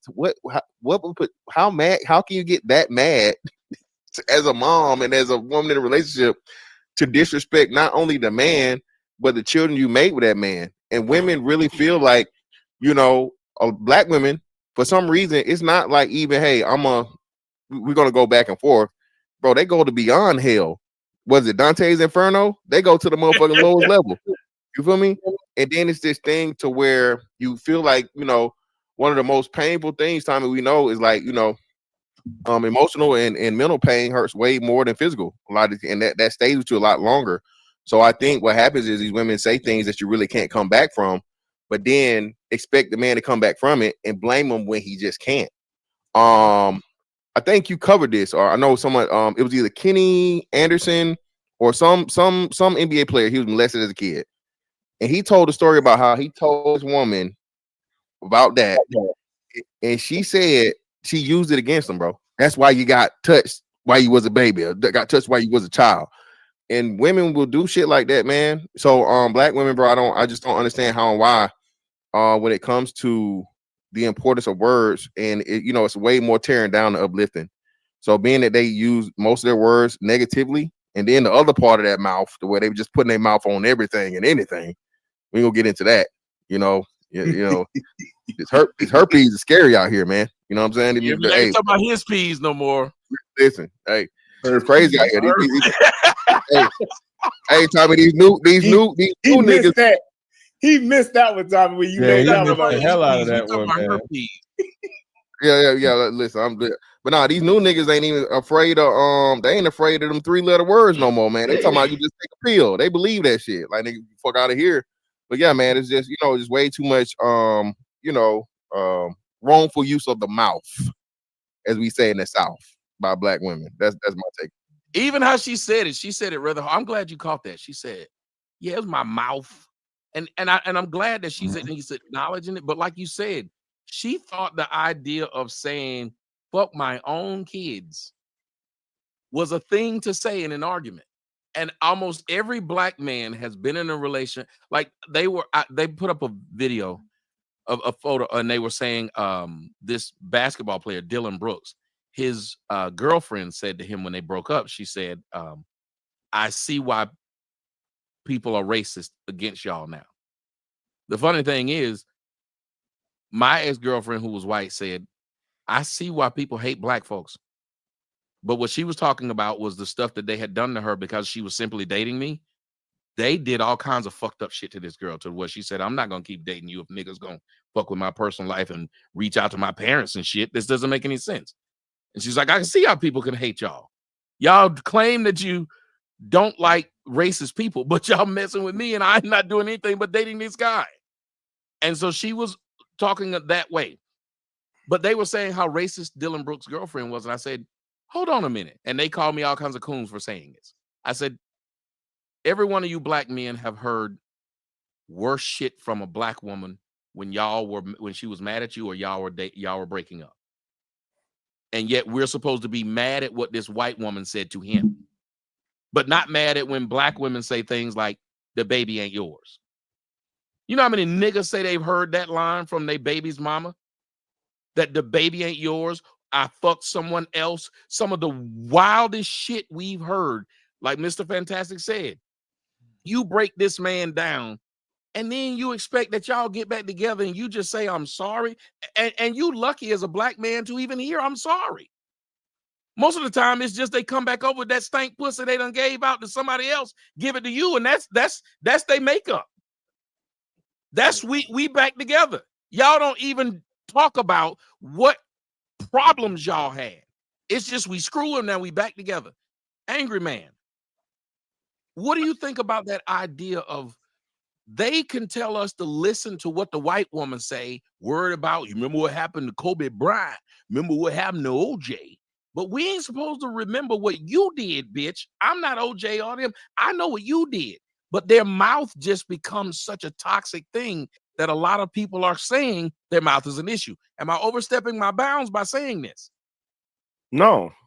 The reason why they think that way, like they'll bring up Emmett Till, they'll bring up all of these situations where white women have done certain things to black people or black men, but that's simply because they want to try to scare black men out of dating outside the race. And they don't mind as far as what they do to us because they feel like they own us. Cognitive dissonance.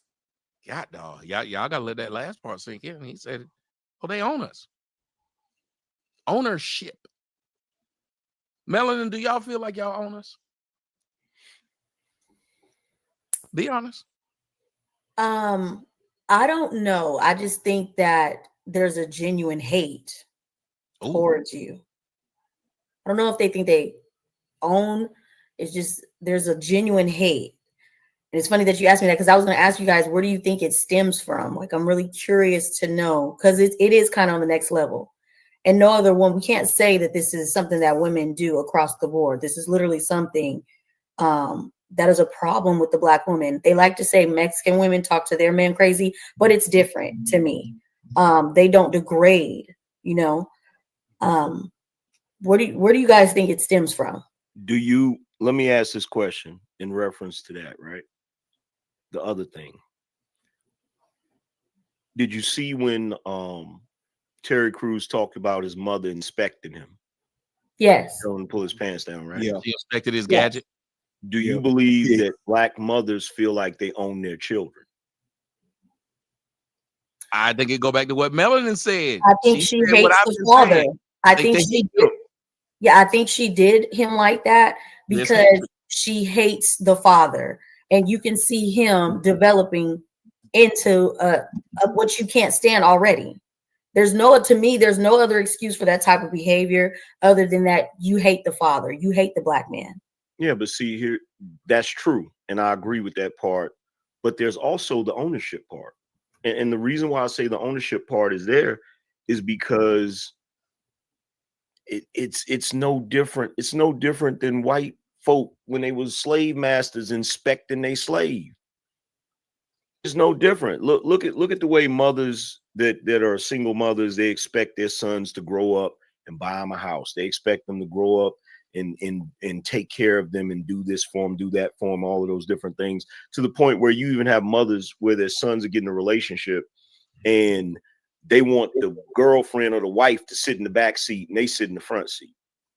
And they feel like they have priority over their sons. And Tommy, you done dealt with this a lot. Every single time you critique a black woman, the first thing they say is your mama black. Because they're trying to re-invoke that ownership.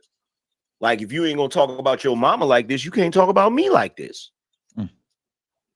Or even worse, your mama dark skin. You didn't want, you too good for a woman that looked like your mama. Why the hell is your incestuous ass talking about anything concerning my mama and my dick? Okay, I ain't gonna lie, I'm too good for a woman that looks like my mama. I think I don't.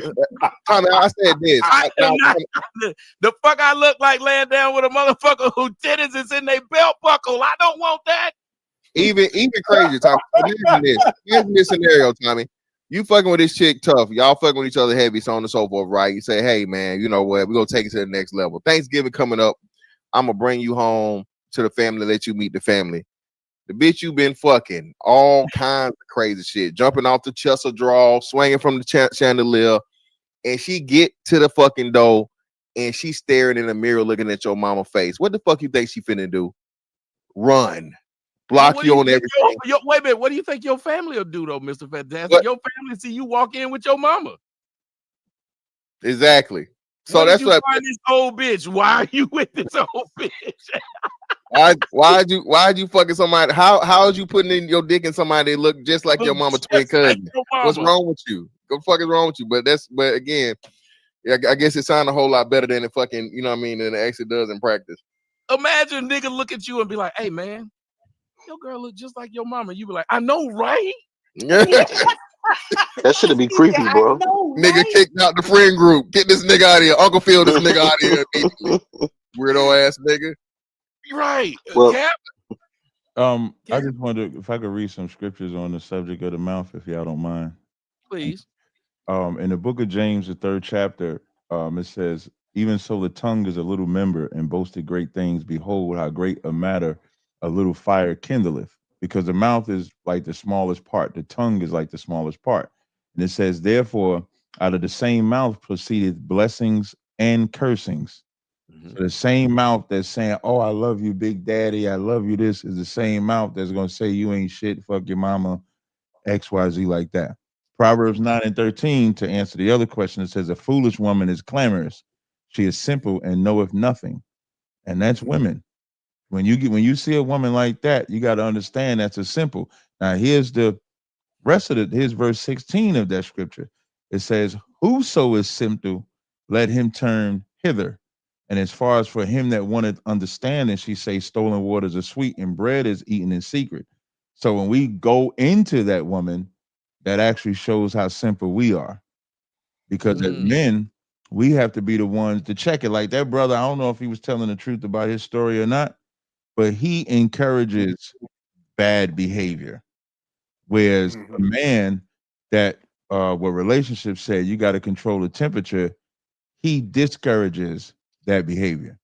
Because when a woman comes with that behavior, women don't like to understand this, but women have to be trained. That's the word I like to use. Women require a lot of training. Why do I trained a few women? I train all of them. Me and my boys, we train the hell out of some women. And the reason why, because women have been allowed to run loose. There has been no governor, there's been no gate, there's been no boundaries that a woman cannot have. She could say what she want. She could do what you want. And that's who you're inheriting when you decide to be with her. And what you accept is what you accept. So it's up to you to say, no, you're going to control your mouth. You're not going to talk to me like that. You're going to conduct yourself this way. You're going to conduct yourself that way. And some women and most women are going to run from it. But a woman that understands that you're trying to protect her and help her, she's going to allow you to do it. And then she's going to thank you for it. Thank you, because I was a fucking monster until you showed me what I was. And then they're going to look at you. They're going to sit down with you, watching TV and watch and see all these wild bitches out there running wild. And she's going to be like, damn, I used to be just like that. And everything that I'm saying, as women getting their feelings about what I'm saying, men will willingly go to a big brother and get the same thing done to them. They'll go to, if they don't have a father, they'll find some authority figure that can actually show them the ropes. And so the difference between a man and a woman, we won't get offended when we say, hey, you need some discipline about yourself. You got to be a man about yourself. But women will get offended because they don't have in their mind state that I need to be controlled. I need to be tamed. I land right there. Well, I tell you what, you're right, because I know I've trained a lot of women. As a matter of fact, Lord have mercy. Lord have mercy. Oh, Thomas himself. And friends, don't forget. Man, it's stupid. That's how you train them. Sotomayor Freight Company. That's how you train them. But no, you got a point there. Guys, the reason I asked that question though about the mouth is because we do have a lot of issues with people arguing. Well, this isn't how it should be. And there was a black woman who she made a post. And I'm going to let y'all hear this. And I want all y'all to hear this out.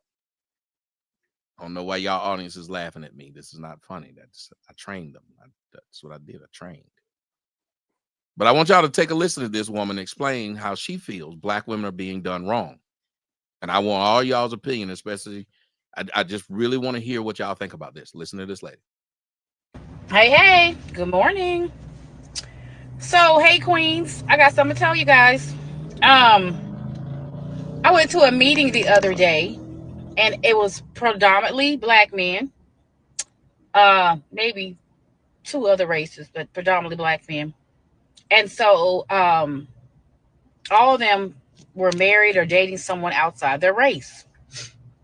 And so they make the comment. I've heard this before, but I kind of ignore it because it's kind of silly. But they said, oh, they got into the comment of just the comments of bashing black women.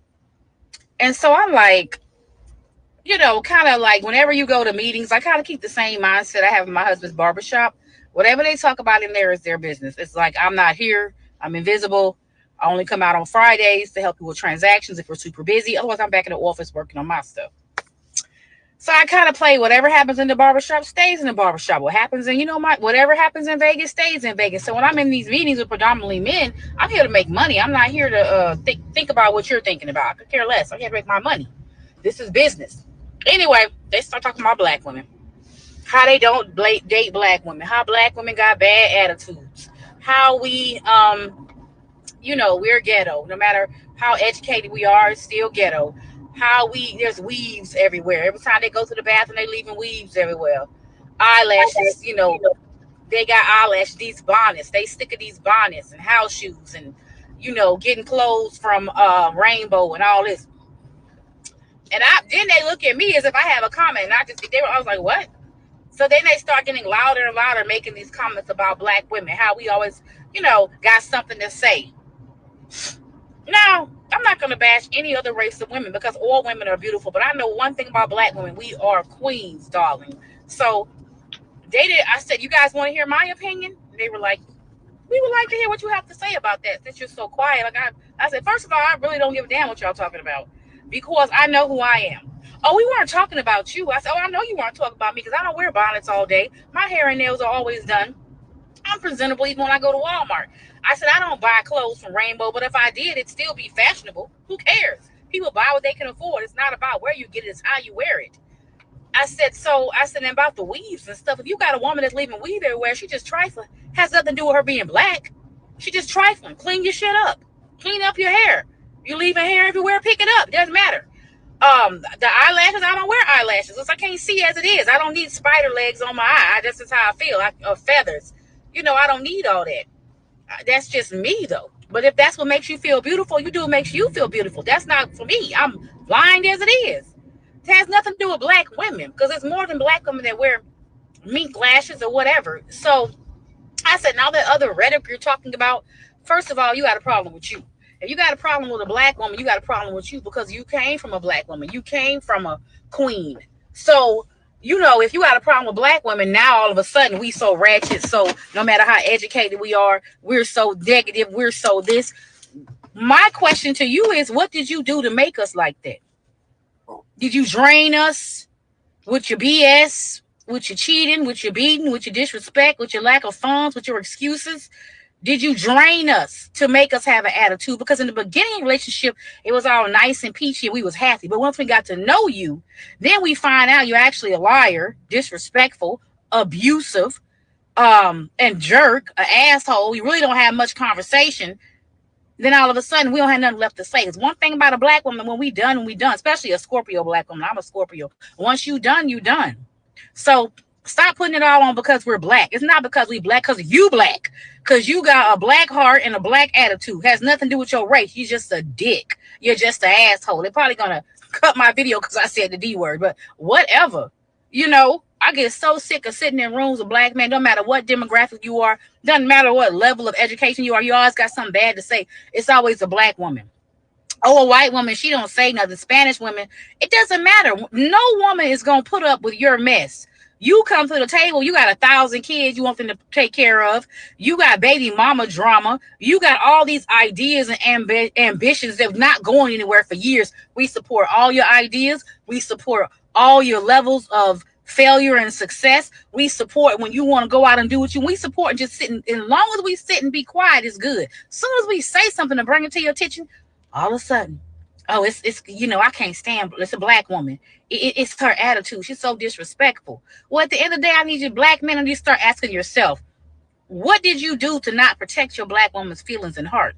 What did you do to disrespect your black woman? Think about, what did you do to drain your black woman? Now all of a sudden you got it together and you finally get it together after you have sucked the life out of us like a vampire.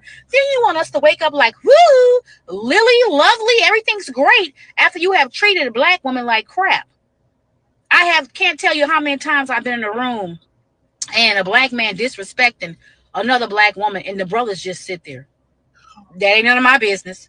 It is your business. It takes a village to raise a child. It takes a team for us all to be successful. We're supposed to help each other. You see a brother disrespecting a queen, you're supposed to say, hold up, brother, I know I ain't trying to be your business, but you don't got to talk to her like that. Now, sometimes women will, well, don't worry, get out of our business. Well, both of y'all get out of here then. But at least you tried to protect your sister. So at the end of the day, that was my answer to these black men. I just did rhetorical questions. What did you do? I know the answer. What did you do to make your wife so upset every morning that she wake up, she got an attitude? You can't help her clean the house? You can't help her take care of the kids? You leave every time she clean the house, you leaving crap everywhere?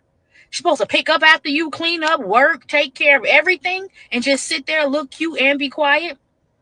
You don't even want to take care of your body? You're out of shape? Your teeth falling out your face, and you want her to look beautiful at all times? Be quiet, shut up, and don't be too black. Silly black men, please have several seats and stop treating us like doormats. When you need us, you dust us off. When you don't need us, you just step on us and keep on going. That's not going to work. Black queens, we don't operate like that no more. So it's not the problem of us being angry black women. It's you black men treating us like crap. Get your crap together. Get yourself together.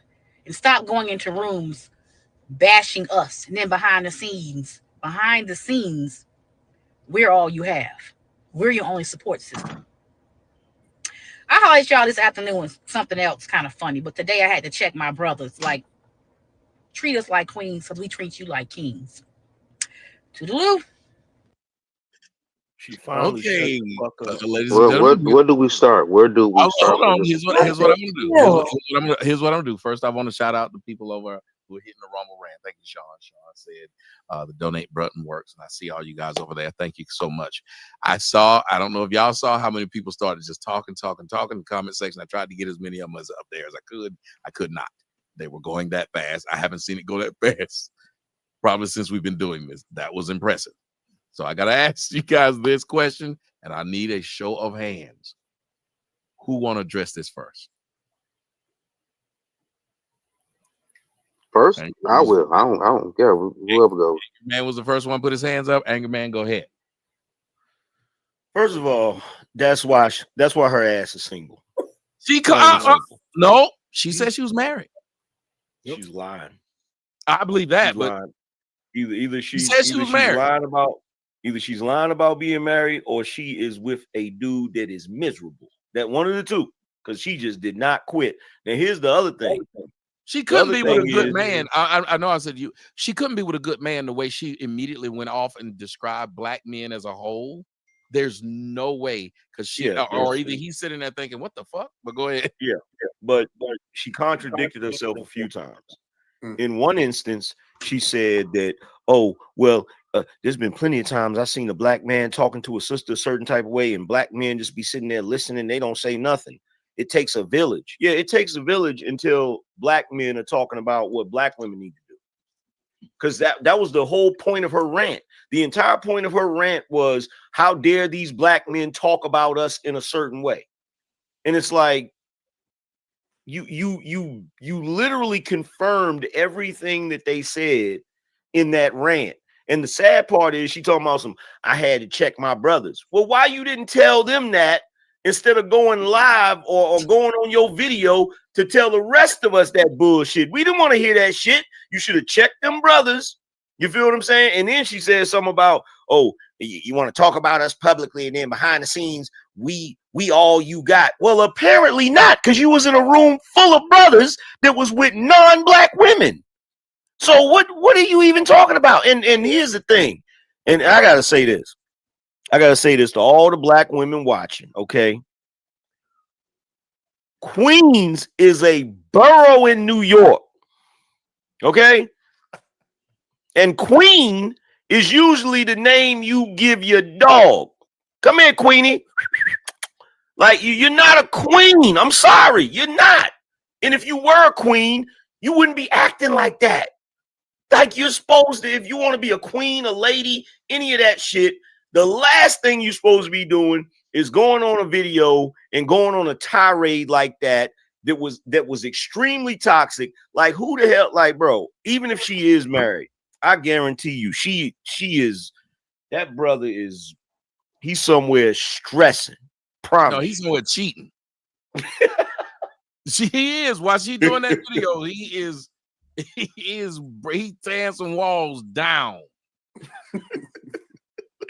You swear this nigga was a contractor and they trying to rehab a house. He's tearing walls down.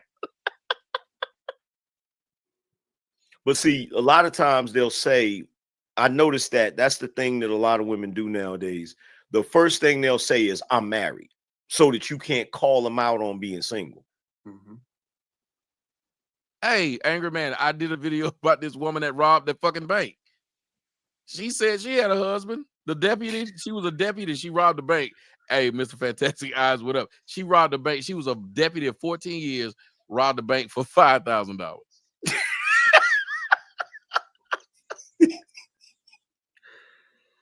Oh my God. And that's your version of set it off. $5,000. That's what I kept doing the other night. $5,000. Oh my God. And she answered to put it in the bank. That's stupid as hell. Yeah. You said she put it in the bank. Oh my God. So she robbed the bank for $5,000 and then put $5,000 in the bank. Where can I hide this money at? Keep up with the money. Where can I hide this at? They put a tracker in the bag. They found the bag on front seat. She said, I don't know how they got there. Oh my God. And you was a deputy. Anyway, the whole idea behind this is, so she lied and said she had a She said she had a husband, and I went to her Facebook page. Of course, guess what her Facebook page said she was? Single. But she told the police she had a husband.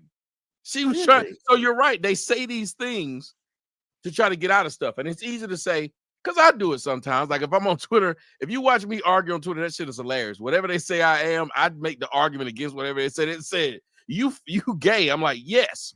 So now we can't use that against me. Now what you gonna say? Or you broke. Yes. I will say this to get them into the real argument. But what Angry Man is saying is, no, she's saying this so you cannot question all the angry bullshit that just escaped her mouth. Yeah. That shows she's not where she is, because she would have sounded more concerned had she had that situation. She sounds more hurt. Yeah. And here's the funny thing, and I'm gonna throw it to the next person, see the next hand that comes up. She said, don't generalize black women. Didn't she spend the majority of time not only generalizing black women, but generalizing black men? This is all she did. Yep. Next hand. All right, Snow. One of the things that can you guys hear me okay? Yes, sir. Mm-hmm. One of the things that I noticed right off the bat was she said that she was in a room full of black men that told her what they did not like about black women. Instead of her accepting this information, reflecting on it, she changed the narrative and blamed black men. No, she told them they was wrong. Yeah, right. You're right. Change the narrative. Y'all wrong. Yeah. Here's what your real problem is. Go ahead and tell them why that's the thing. Because black women, maybe women in general, are not accountable. This goes back to the original topic we were talking about earlier. Is why?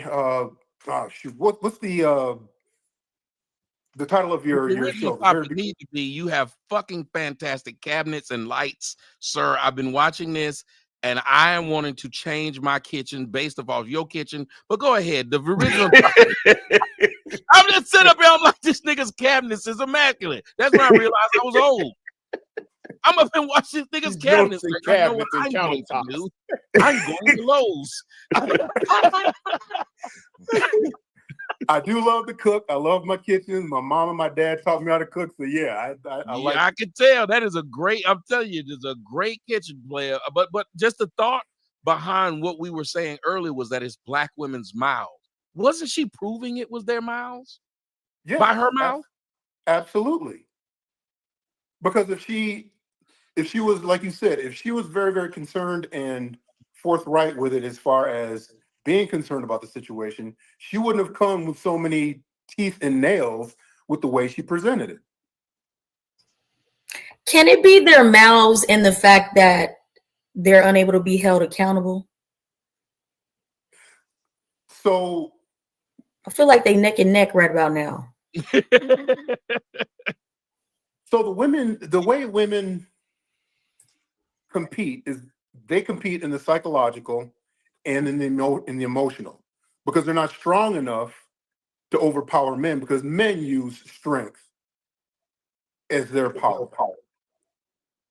And what I think what black women have done is they have used their power in a negative sense to fight in the psychological and in the emotional, to tear a man down to win an argument, because eventually they want to be in control. And somebody said she was cussing. They was arguing about if she was cussing or not. Melanin brought up a really good point, and I'm glad that Snow Bandit was able to address it. Like, it's this idea of which is the worst thing. Like, they're neck and neck, and I like to hear Melanin talk about some neck. But then, but it's this idea that really it is like their mouth makes them feel in control because they're able to use their mouth. And honestly, they've seen the things they've said to men change the way men act. Mm-hmm. If they say you a coon for saying that and men back off, Cap was talking about something that happened earlier. Mike Epps made a comment. It's a simple comment. We'll talk about that later. Mhm. He backed off of it. Yep. You said he backed off, right, Cap? Yeah, he did. Yeah, he tried to clean it up because he was getting backlash from it. Yep. How many times have you seen men back off of comments they really meant because of how women responded? Yeah, fuck that. I ain't doing that. But doesn't that show a level of and I keep seeing these surprise faces that Mr. Fantastic make? Mr. Fantastic, you heard what that woman said. What were your thoughts on what she said? A whole bunch of bullshit, unnecessary. Like I said, I find the story incredibly unbelievable too. So you're the single black woman in a secret black man meeting. Like, why are you there? No, a married black woman in a secret meeting amongst black men at work. Yeah, so yeah, you're the only black woman in a black man's meeting of nothing but negative things to say about black women. Sure. Yeah, so all of these things, we know how the game goes, man. It starts out as to where claims are made about black men not appreciating black women. Oh, I'm sorry, not black women, queens, royalty, right? And disrespecting, of course, black women, so you disrespect yourself. Then, of course, we got you disrespect your mama. You know, your mama black. You know what was it? Mistreatment, abuse, broke, dusty. The ain't can't don't want theory is what I call it, right? Niggas ain't, niggas can't, niggas don't, niggas won't. So all of the constant stuff we hear to where black men are the problem. I didn't hear her say anything or ask the question as to why they feel that way, right? To do any research to ask if it was true that happened. Well, why do you feel this way? And that's what never ever happens. And shout out to Anchorman. Me and Anchorman were on Hamp's podcast. We all know about Hamp, right? And what's crazy is now we were talking about how you know, you go in a store or whatever, and you know, black women just have this snarl on their face, or you know, you hold the door open for them and they don't say thank you, and it's this rudeness, right? And we were saying this, oh, this never happens to me. This is something wrong with you niggas. There's something wrong with you niggas. Well, guess what now, Tommy? Now the non-internet niggas, the old niggas, these niggas older than us, talking about black man went viral, and he's like, you know, I was walking through the grocery store today, and I was just saying hey to these young black women, and they was like, get out my face, old ass nigga. You know what I'm saying? You had some fat bitch talking about how do you buy her groceries. So damn, in order for a black man to have common decency and just he has to purchase your groceries. Yes. But they wore us down, Tommy, that we're telling you this thing, you know what I'm saying? And just your experience as a black man with black women. And we've been warning people of this shit for so long, bro. But like I said, I think, bro, I call it the niggas scared to get taken out of the get pussy lottery, Tommy. This is why niggas back down. This is why niggas fold. This is why niggas don't say this shit on the internet. Because they feel like, oh, if I say this, man, I ain't gonna get no pussy. If, you know, black women go put a motherfucking telegram or send smoke signals out and don't, hey, put this nigga on the banned pussy list.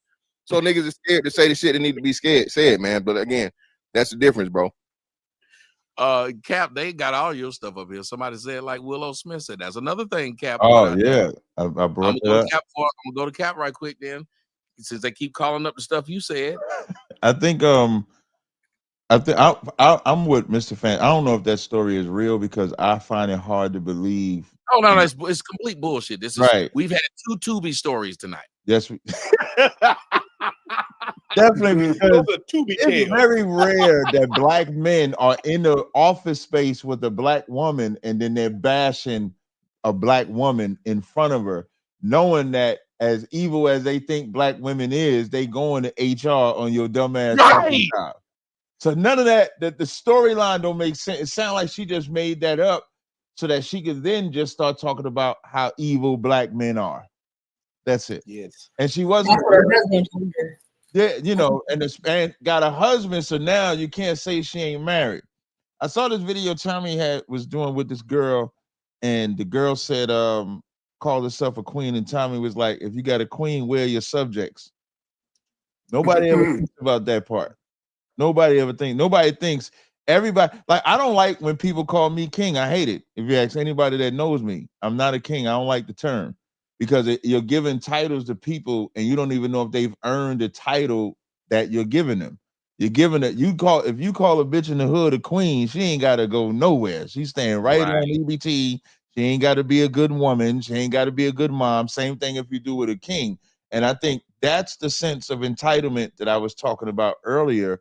And that's a woman that if she does have a man, he has no boundaries on her because that mouth is running wild on that. So I just think that is Kenya, who I'm supposed to be doing this experiment with, seeing if pulling out works or not. She and I were supposed to be working this out. But Cap, she said that it was her husband's barbershop in which this was happening.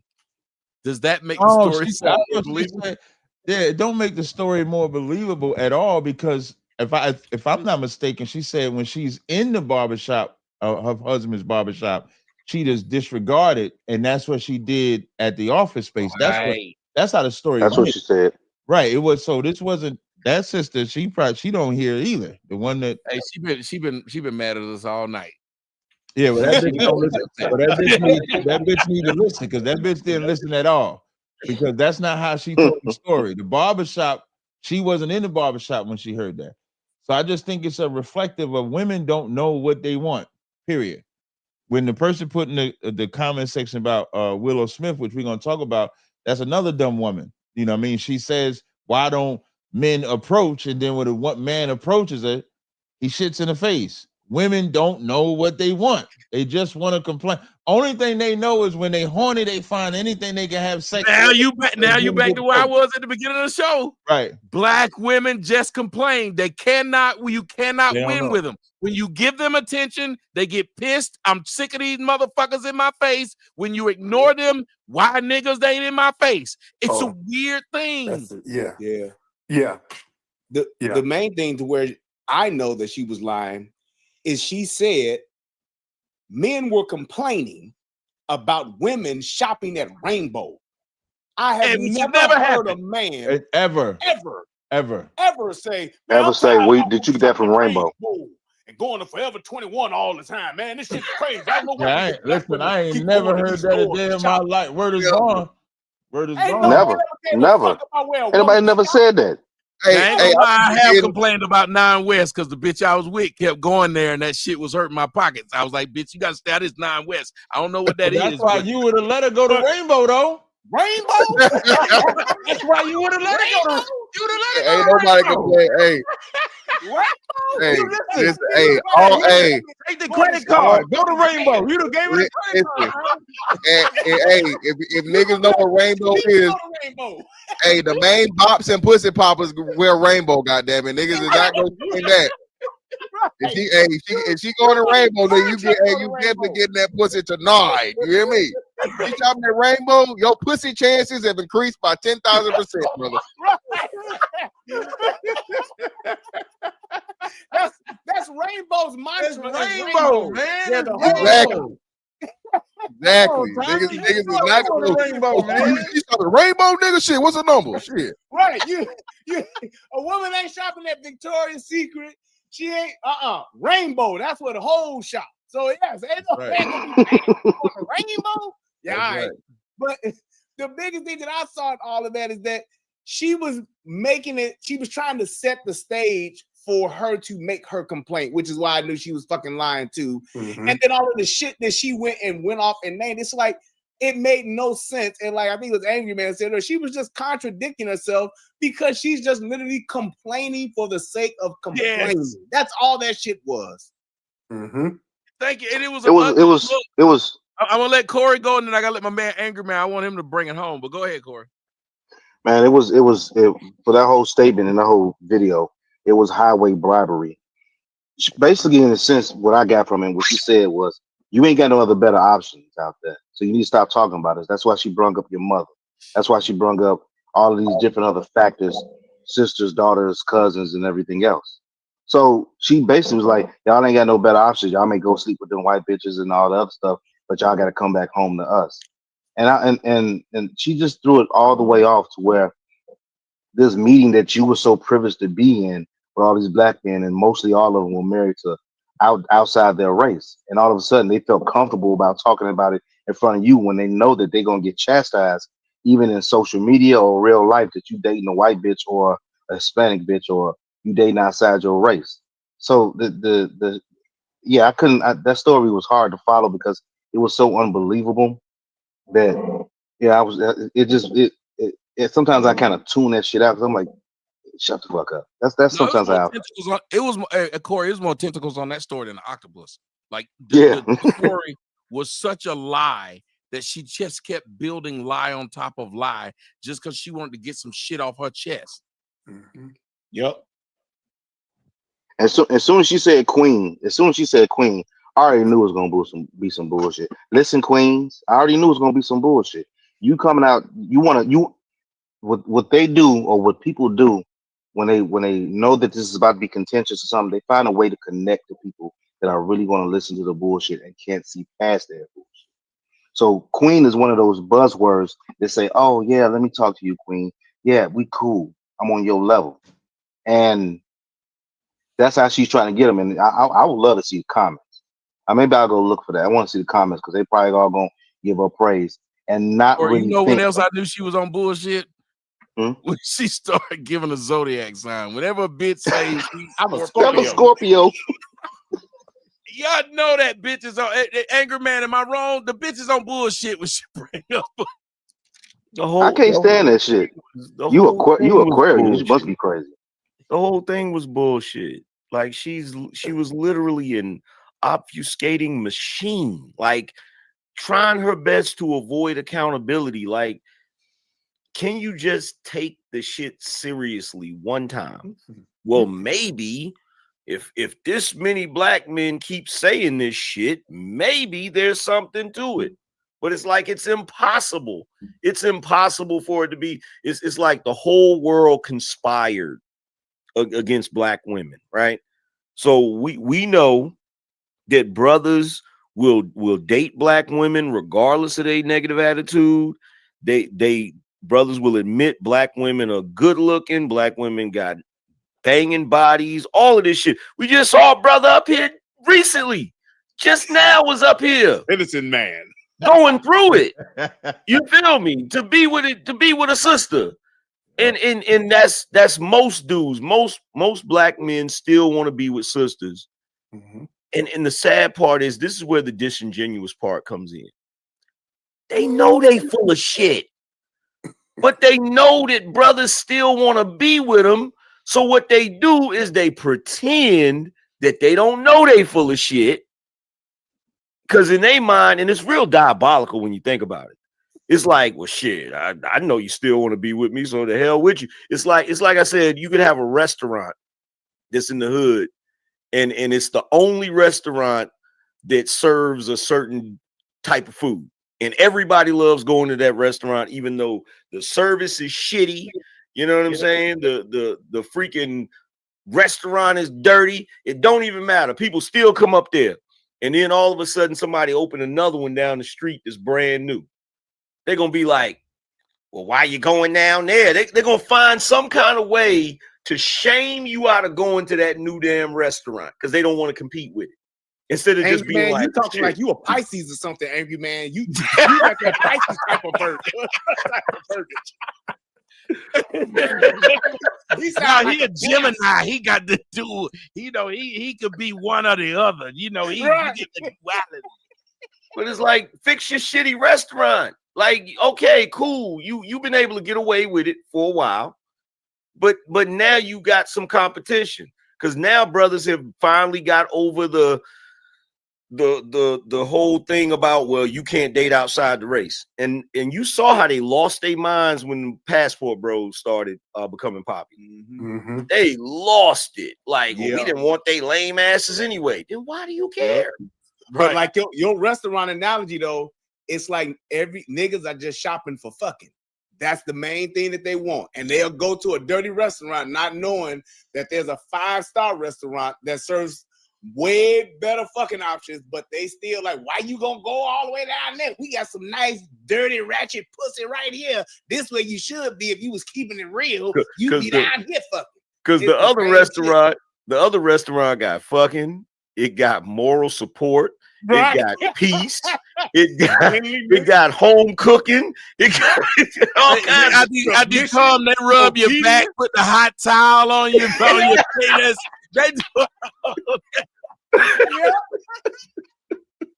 They don't just tell you get the fuck out, puss ass nigga. They don't sit up there and make fun of the fact that I just had the paper to put nigga. That's why you paying for pussy. Whoa, what the fuck?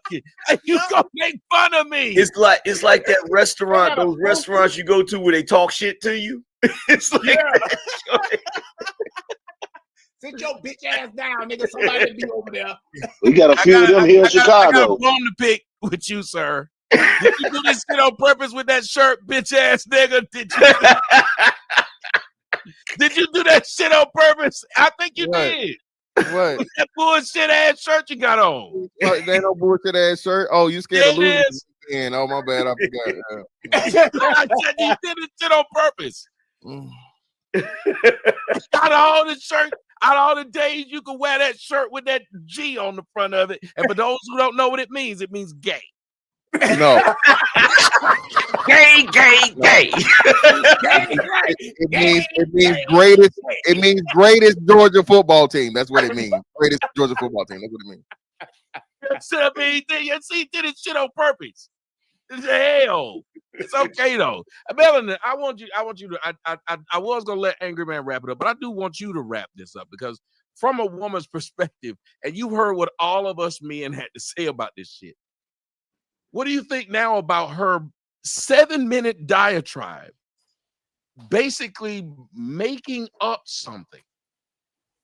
Okay, let's just imagine what she said was true. That all that actually happened. For a married woman to refer to all women as queens and then say, maybe the reason these women, here's the funny thought about it. That would be like me saying, I'm sick of y'all saying the men in Atlanta are gay. We ain't gay. But maybe the reason we gay is because she said black women ain't like this, but then turned around and said, maybe we're like this. But gave an excuse for why they were like the way that she said they're not like. What do you say to what you've heard all these men? You've had another go around of thinking about what she said. What do you say as a black woman about this big hard-faced woman saying this stuff? It's the best. Okay. I would just say this is why I feel like women shouldn't talk for that long. If you ever notice, I don't try to be long-winded when I speak. She repeated herself several times saying the same thing in different ways. I honestly think somebody said those things to her and she wanted to get it out because she wasn't being heard by whoever was trying to teach her something. So she brought it to the internet like this is something that they're saying about all black women and stuff like that. But it was really her trying to be held accountable, but she couldn't handle it. I kind of tuned it out. As soon as she said queens, like somebody else said, I knew it was some bullshit. That could have been a teachable moment. She could have, it's kind of like what I like to do. I feel like I'm being long-winded now, but it's kind of like what I like to do. I enjoy being here. So there's always information to take from listening to you guys talk. It'll teach you how to, do things better, how to behave better in men's settings. Like I don't have to overtalk anyone.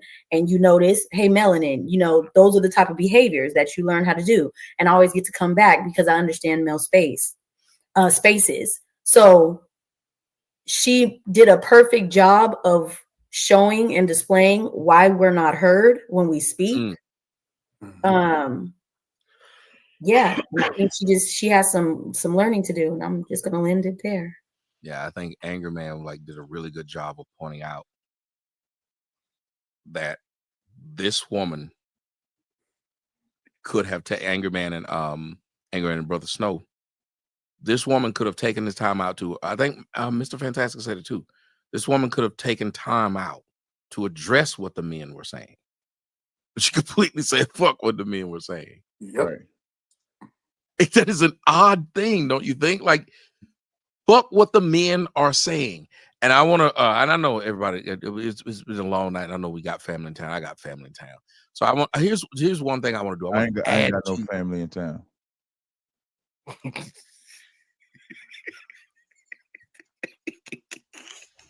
You got family in the house.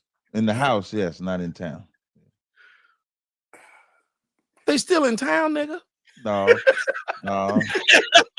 Just make it What they out of town? How you doing this shit? This nigga got a warp space over there. He done changed time continuum and shit. It's like in Stranger Things. His family's in the upside down, like in Stranger Things. That's right. They in town, nigga. That's right. I keep my family in the upside down. Yeah. Upside down. There you go. That's a good one. Why the hell when you said that you sounded like a 70s nigga? You sound like Ron O'Neal or something. Yeah, I keep them jive turkeys in the upside down, Jack.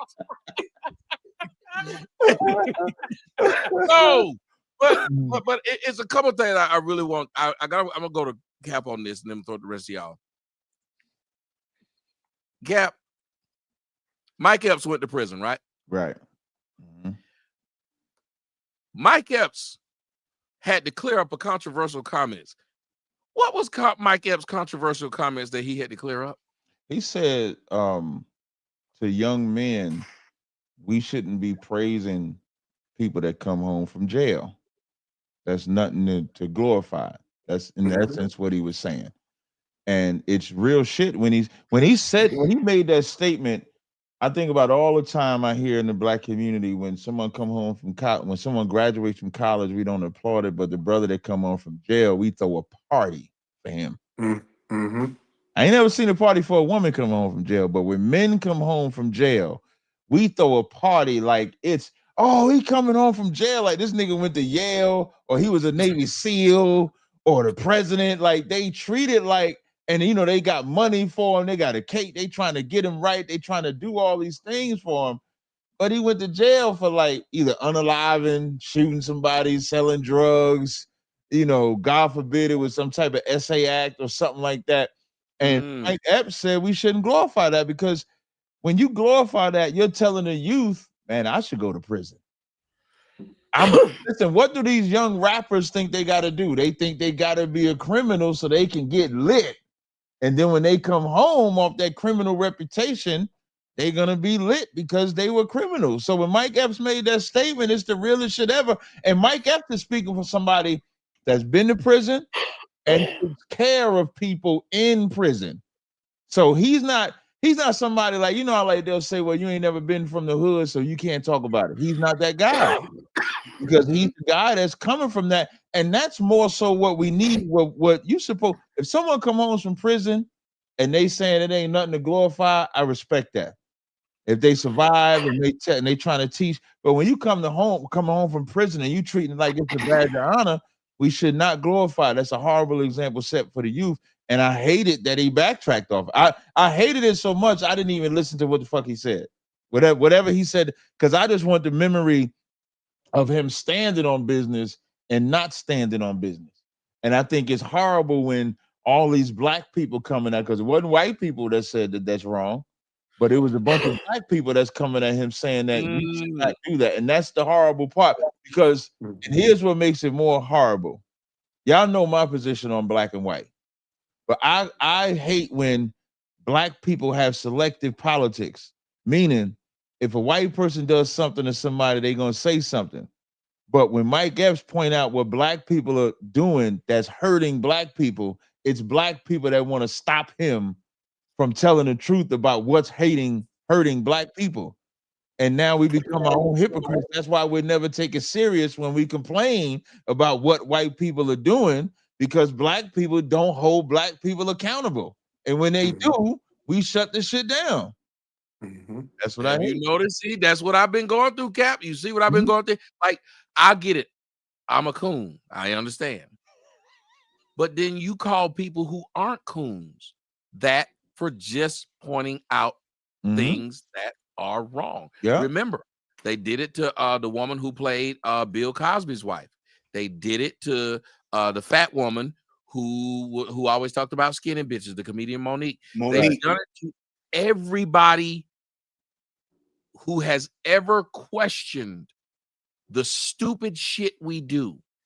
And last I checked, people who care about you will question it. Brian, what are your thoughts on the fact that these people came after you? Say that last part. This man That they came who has after been Mike. to jail, as you heard Cap say. Cap made sure to point that part out. He's been to jail and he advocates for guys in jail, helps them out. And all he said was, I don't think we should be glorifying. I'm gonna send you the video, Tommy. I think I got the video. I just think it just like how we talking about the celebration thing. Even when you go back to Boys in the Hood, Ricky was getting recruited to get a full ride scholarship to go play football. No party for him. Movie starts out, Doughboy coming home from doing whatever the fuck he did in jail. We like to I sent you the video, Tommy. We like to amplify and keep the debauchery and the degenerate behavior that we have in our community. We like to keep it going, because if we don't, then accountability and responsibility will start to creep in, and we don't want that. They want to keep that shit, making it cool, making it the it thing to do, because ignorance is bliss. The more I keep participating in this bullshit, I'll get the encouragement from my peers, but I don't have to change. I can just keep doing it. And we've accepted that thing to be that's our culture.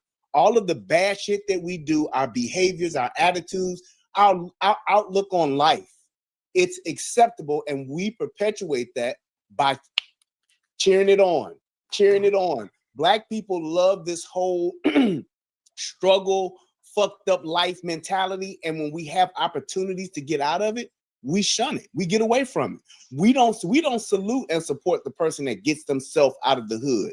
We want to keep them in there. Oh, you ain't keeping it real. Oh, you didn't change. Why the fuck shouldn't I change? Are we really just accepting this life that we're living in and this community that we live in, where everybody's trying to kill each other, fighting each other with the little shit that we have? We're too busy fighting amongst ourselves for these crumbs. And when somebody goes outside of that, then now they're shunned and they're not keeping it real, and they're a coon, like you said, or they're not a part of the community because they hate themselves and they hate black people and they hate black women. No, we just want something better. And why do we continue to do that to each other, no matter what it is? If it's not the fuck shit that we're on, then you're the outcast. Yep. Hey, I'm gonna let the rest of you guys see this before I let you guys' opinion come in, so you guys get the benefit of actually hearing what Mike Epps said. Brave young man. There's no reward for coming home after 30 years. You don't get no fucking care package. You are a failure. Get your ass out here and help these kids. Pay that back forward. You see what I'm saying? That's the reward. I got niggas all the time come straight home. If I don't do what they want me to do for them, I'm a sellout. I'm a suck ass. Right. I done did the whole bit with them. I done been to Walmart 100 times, J paying and meeting guards, doing all kind of shit I ain't supposed to be doing, fucking with you. But as soon as you say no one time, they done forgot about the other 99 times you said yes. Those are the wrong journeys to celebrate, young men. There's no reward for coming home after 30 years. You don't get no fucking care package. You are a failure. Get your ass out here and help these kids. Pay that back forward. Yeah, that was it. That was the whole thing, Tommy. Yep. I don't see nothing wrong in that statement that he made. And look, and what he's doing is talking. I don't either. Well, think about it. He's talking about tough love. He's saying, "Oh, nigga, you did what it took to get you them 30 years. You need to come out here and keep somebody else from doing 30 years." Yep. But we don't even respect that. We don't even respect that. I remember when what's the dude with the Wallow? He was talking to what's the rapper name? Not King Von. Lil Durk. He was talking to Lil Durk and them little niggas about the very shit that they were doing. And Lil Durk went and still did the shit. Yeah. He still stayed with that street shit no matter. He was just committed to and Wallow spent a lot of time in jail, so he's speaking from experience. Exactly. And he was telling them, I'm from this shit. I done did this. Ain't what y'all niggas want to do.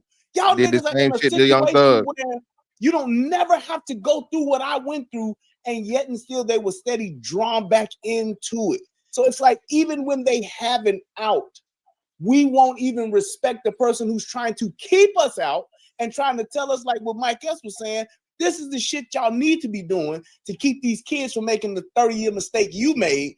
But even when you do that to them, they still gravitate towards that and say, I'm doing this. Oh, wait a minute. For Vaughn. I'm gonna go to Mr. Fantastic, but you selling your own people poison, man.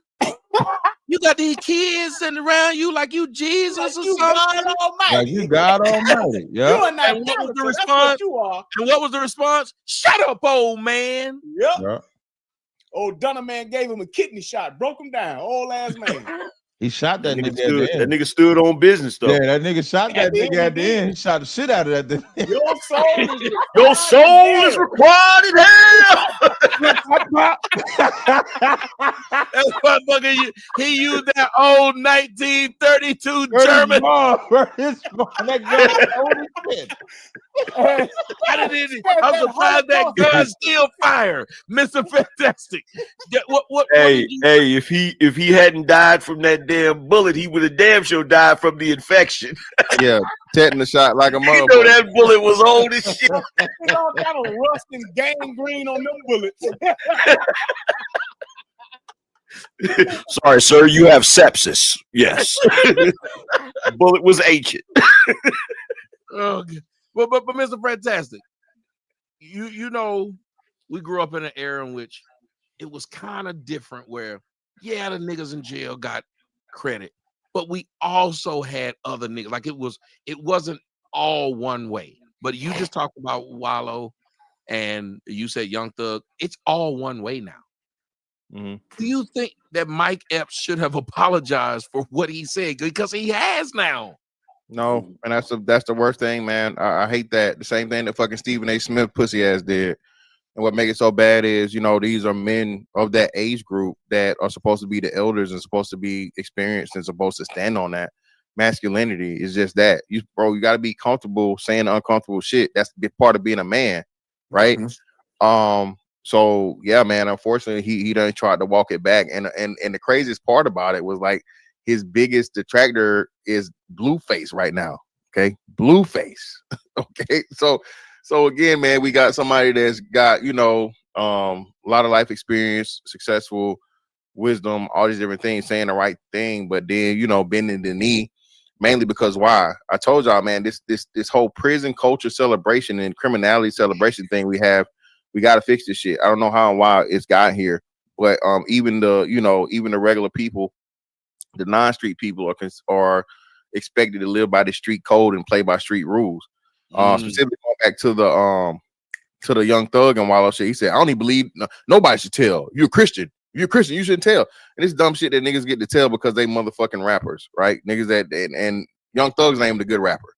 But yeah, man, unfortunately, I was just talking about this on Monday about how, you know, niggas literally celebrate and praise niggas coming home from jail, and, you know, niggas graduate college, nobody cares. Niggas come back home from war, nobody cares. Military stuff like that, any other accomplishments, niggas don't care. Even graduating college, niggas don't care. But a nigga get his GED in prison. Oh yeah, he got his GED. He got his degree in okay, the nigga could have did all the shit free without going to fucking prison to do it. You know, and not to mention, like Judge Joe Brown said, if a man serves more than 5 years in the penitentiary, there's a 92% chance that he is either voluntarily or involuntarily being involved in sexual contact. Okay. Now, I don't know why you are trying to talk like me, Fantastic, because that is not how I talk. Okay, that's a crackhead move. You was obsessed with crackheads. I said what I said, brother. Listen, 92%. We got dueling Judge Browns on the show.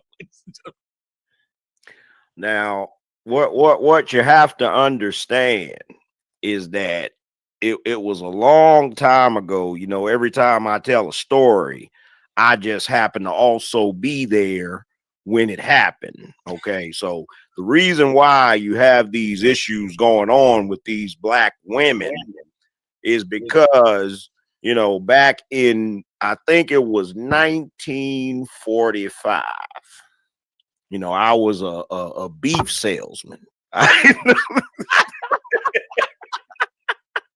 But he said it's a 92% chance what he said. Like again, that got to go back to what it's got to go back to something fantastic, because black women are always talking about these down low men.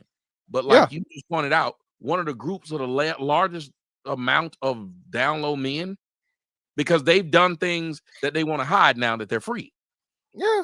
And Tommy, I told you, even a lot of the reason why black women have the highest rate of HIV and a lot of these things in this bro, prison culture, they have brought this shit back out to the West, and all these niggas put their legs up in the air, Lamborghini door leg niggas. We're not gonna go too far. Right? But again, these undercover brotherfuckers. Don't you say nothing, Tommy. All this shit. That's why I said we're not gonna do that. Okay. But the undercover brother, Ryan. all that shit, man. Again, all that shit's prison culture, man. You know, syrup or jelly. It was always these Fleece Johnson and all this other shit, man. So again, man, I just think the way that prison culture and criminality, man, again, just has so much reverence and so much respect, bro. That's a problem that we gotta get rid of, dog. Because like I say, it's just counterproductive. There's nothing positive that comes out of it. But the women are choosing that guy. They're choosing on purpose that guy, which everybody's saying that's not a good look. Think about how many of these women who work COs, in the prison. And remember the dude in Maryland, Angry Man, we talked about this shit at length. I think that was like shit when I first started doing it. It had to be early around 2020 or 2020, 2019 time frame. It was a dude either in Maryland or Jersey, one of the two. Tommy, he got 3 different COs pregnant, bro. 3 different ones. Same nigga. Yeah. Tommy, it's a girl in Millersville, Tommy. Girl in Millersville just got caught up this year. And that's coming home. That y'all niggas is laying with this bitch while she's laying with that guy at work. That's coming home, and then they'll blame it on the regular black guy, which is what we were listening to with that woman. Go ahead, Angry Man. That woman who was talking on that video, she was blaming every black man for the decision she made that was wrong. Y'all see how we talked to that man earlier today, Angry Man. We all told him he was making bad decisions. Right. We didn't blame it on black bitches. We didn't blame that on these black women. No. Yeah, What'd you say? I said we was fair. We was fair because the more we heard the story, we thinking he just simping for this evil black woman. But then the more we hearing it, we like, nah, this nigga is the problem. That's the difference between men and women. If this was a panel of women outside of Melanin, I separate her from this conversation. But if it was a panel of women, no matter what she would have said, it would have been his fault. Yep. Yeah. They wouldn't even dug deep. The Angry Man came in asking questions. Brian came in asking questions. Everybody was digging deep. Was like, nah, I need to hear more about this story, bro. It ain't lining up right. Yeah, it ain't lining up. You notice women don't do that with each other. That woman who was talking, one of y'all, I can't remember who it was, said, I'd love to see the fucking comment section of this woman's video. Yeah, I said that. Corey, just to hear what the fuck. Yeah, see how I pay attention, Corey. Go ahead, Angry Man. Jump in. What is your thoughts of how this man, after spitting what seemed like good shit, and you could tell he sound tired. If you look at the video, I'm glad you let us see that, Cap. He looked fed up with the fuck shit, is what he was speaking from. I'm fed up with the fuck shit mindset. What happened, Angry Man? Well, the thing with Mike Epps is he encounters the same thing that any black man encounters once he becomes successful. He starts to see the bullshit for what it is. And the unfortunate part is all of the decisions that he's made that has caused him to get tangible results. He tries to apply that back to his community, and they slap him in the face for it. So it's like, what is he supposed to do? Like he's trying to do what he thinks he's supposed to do, which is, wait a minute, we can't be celebrating this shit. Like it's things you'll notice when you're younger that you may participate in that shit, and then when you get older, you get a little wiser, experience life a little more. You look back at it, man, that was some bullshit. And then you try to tell people, yo, man, we got to stop doing that shit. But what you find is they're not willing to listen to you when you're telling them to put the blunt down as much as they do when you passing them the blunt. That's the problem. You passing them the 40, it's cool. When you're telling them to sit it down, what's wrong with you? You ain't keeping it real? Yeah. Angry Man, you a movie connoisseur. Isn't that what Eddie Murphy ran into in Trading Places? Yeah. Mm-hmm. Yeah. Yeah. Because in fact, that's a perfect example, because when he was in the house, he wanted to flaunt that he had money and shit until he started noticing how they was treating the damn crib. And it wasn't even his crib that long. No. But he's like, man, look at how they doing this shit. Who has been putting their cools out on my floor? He was mad. He told me, yo, man, get out. Like, everybody get the hell out, you know? So, yeah, like, you get that different mentality, and you could tell. And what did he say to the white man when he said, but those were your friends? What did he say to that white man? He said, them ain't my friends. Them's freeloaders. Them some freeloaders just want. And if you look at if you listen to what Mike Epps said, is him, he was sitting there, he said, you do for these motherfuckers 99 times in a row. And the one time you say no, you a sellout. Mm-hmm. But that's how we are. We are so caught up in that victim mentality to where we want to think we ain't got this. And if we just had a chance, we would. Yeah, but if you don't earn it, you won't respect it, and you won't take care of it. And just like he said, he was doing for these niggas, putting money on their books, paying everything for years. Like he said, I did a 30-year bid with a nigga. So that means he was taking care of this nigga as best he could for 30 years. Then a nigga, you know, a nigga was really doing it when he could say J-Pay. Because if he wasn't doing it, he wouldn't know what that was. Know what J-Pay was. I knew what J-Pay was when he said it. Right. Yeah. So that lets you know. But it's like that's one of the, even when it comes to parenting, we as parents, you can't reward bad behavior, and you, even no matter what you got and how much you got, you have to teach your kids the work ethic and how they got to earn the shit that they get. Because when you don't, they're going to think they're entitled to it, and you supposed to do this. They're going to have that attitude like in Baby Boy. What did that nigga P tell Tyrese? Nigga, how I'm supposed to find you a job? Because you my man.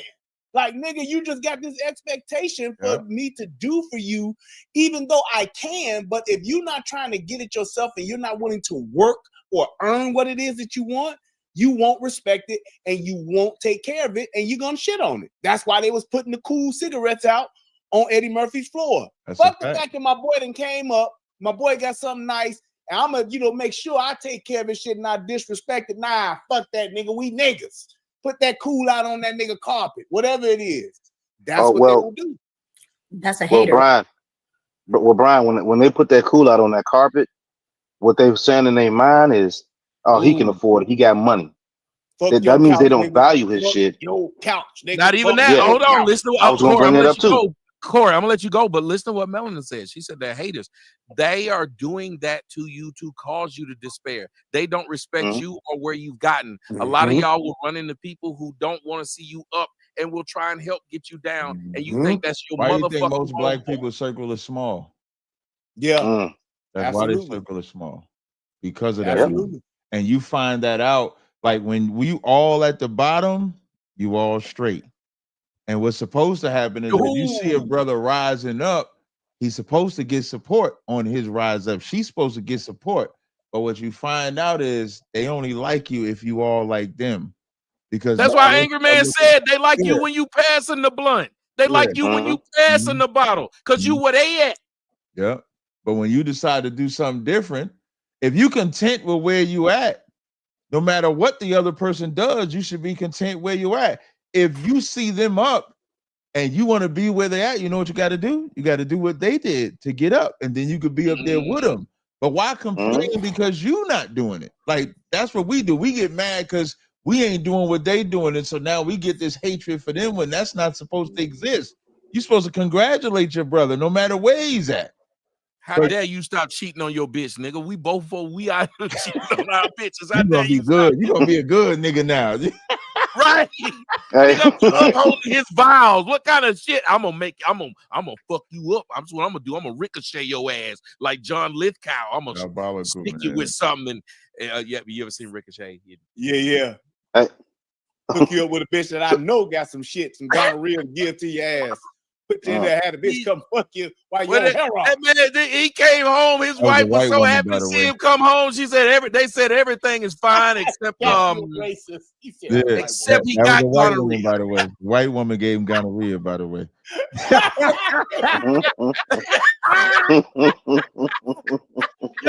Your man be kidnapped. You glad he back home? We checked him over. Everything good. Except he got gonorrhea.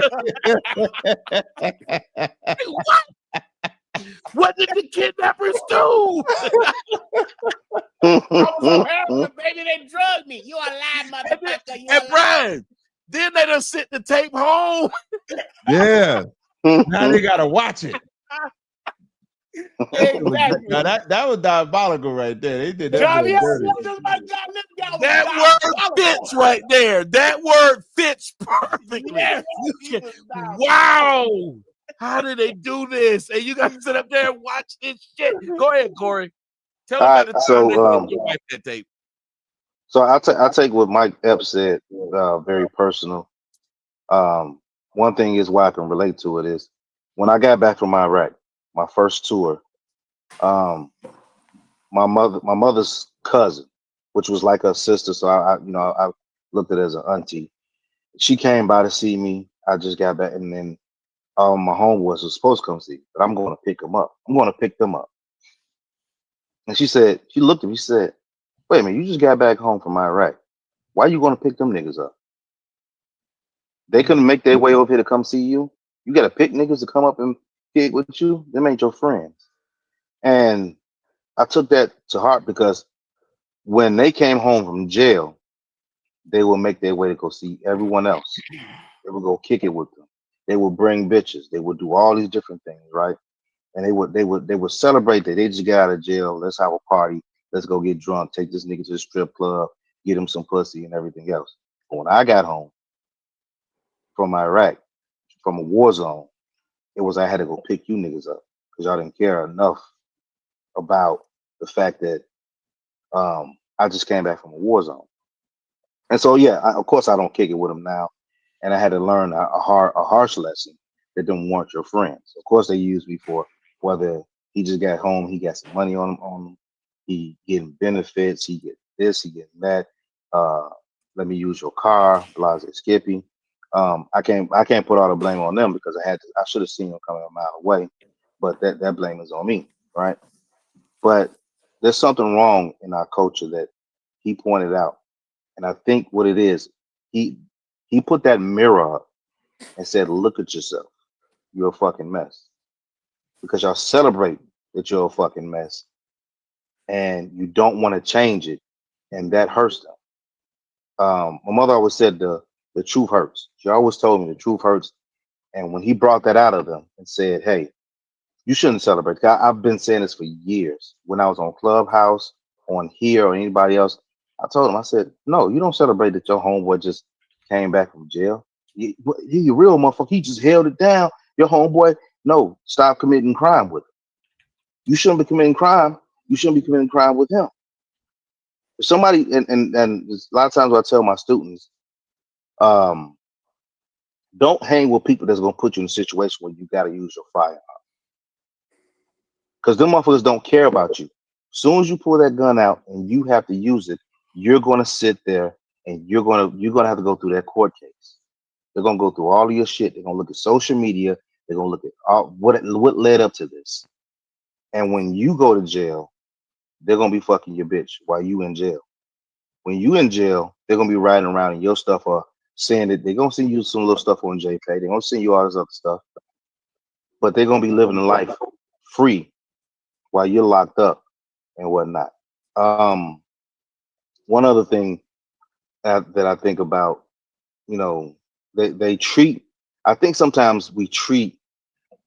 No, I'm gonna put it this way: with black women, treat the niggas that go to jail as if they the real niggas, or if they the real men, or as if they really going to come back and make a change because they went to jail for that one time, or he's going to change. There's a dude now that I know, he's in and out of jail. He's steady, constantly in and out of jail. But you ain't never seen him without a bitch, though. Ever. Never seen him without a bitch. I ain't never seen a nigga that's. Go ahead, Melon. No worries. I was just gonna say that this is another form on the attack on masculinity. What Mike Epps said was so powerful that, to me, I feel that he had to walk it back and apologize because women got offended. Most of the men that go to jail come from single mother households. That's what I was going to So the fact that he's saying it with such a, like, when I heard him say it, it's just, you just hear the power of a man, a father. This is why I'm big on the nurturing stage. You have, as a woman, as a mother with your son, you have him for about, until he's about 3 or 4, 5 if we're pushing it. But he needs to be with his father because there's so much that he needs to know. Everything that you guys have said, each one of you has been the most valuable information for a young man to be a man. He needs to know these things. And he had to walk it back and apologize because women, and I would even say some of the rainbows, didn't appreciate that.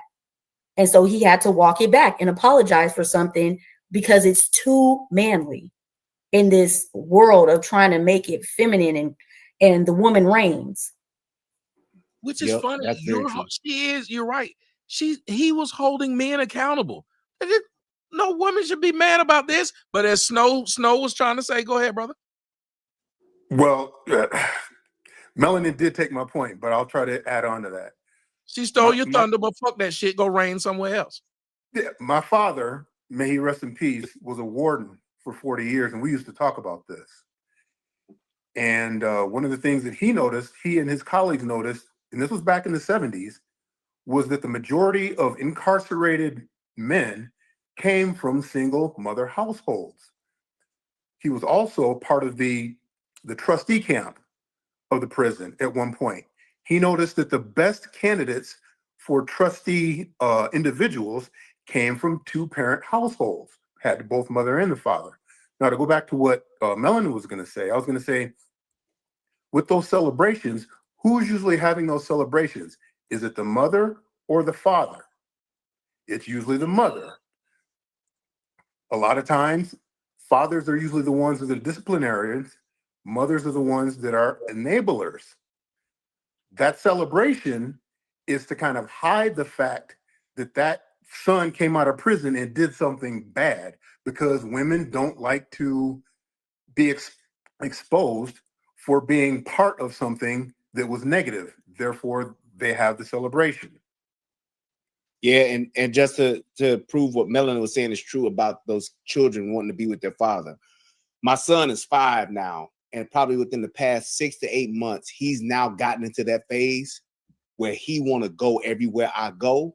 He wants to follow me. He wants to be my shadow.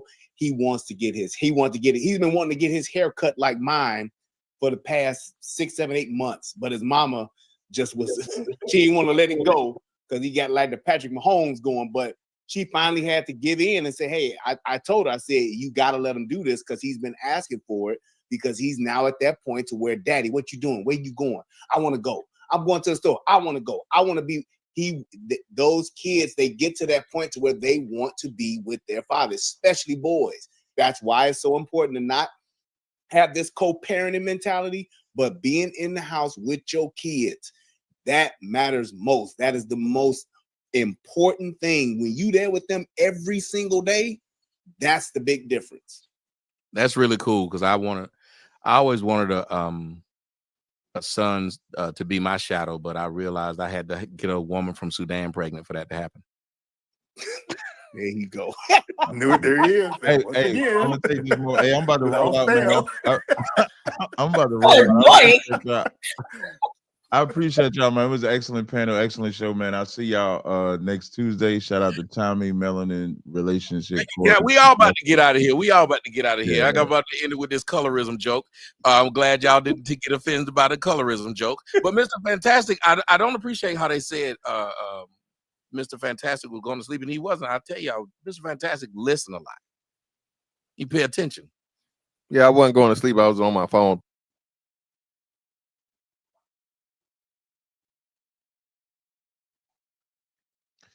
Hey man, I appreciate y'all rocking with me, man. Before I go, just to let y'all know, I got a new scent for women. It's available now. It's called, let me see, it's called Sweet.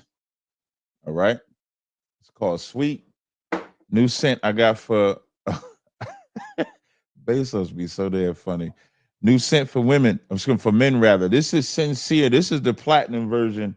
I didn't get time to make the gold version. This right here is, if you want to know what my number one scent that I wear right now, I'm so thankful that my nails don't be dirty, because I never think about my nails I'm putting on the screen, but I'm so thankful they don't be dirty. But if you want to talk about an absolute clean, my favorite scent right now is this right here.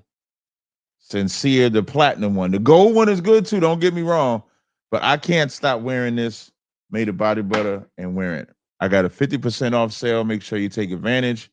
I might add, I can't add the hair crack as 50% off. Maybe I could do 20% off or something like that. But until next time, I'm probably gonna do a live. I don't have a scheduled live stream tomorrow besides the Car Chronicles, but I'm probably gonna do an evening live stream. I'm not sure.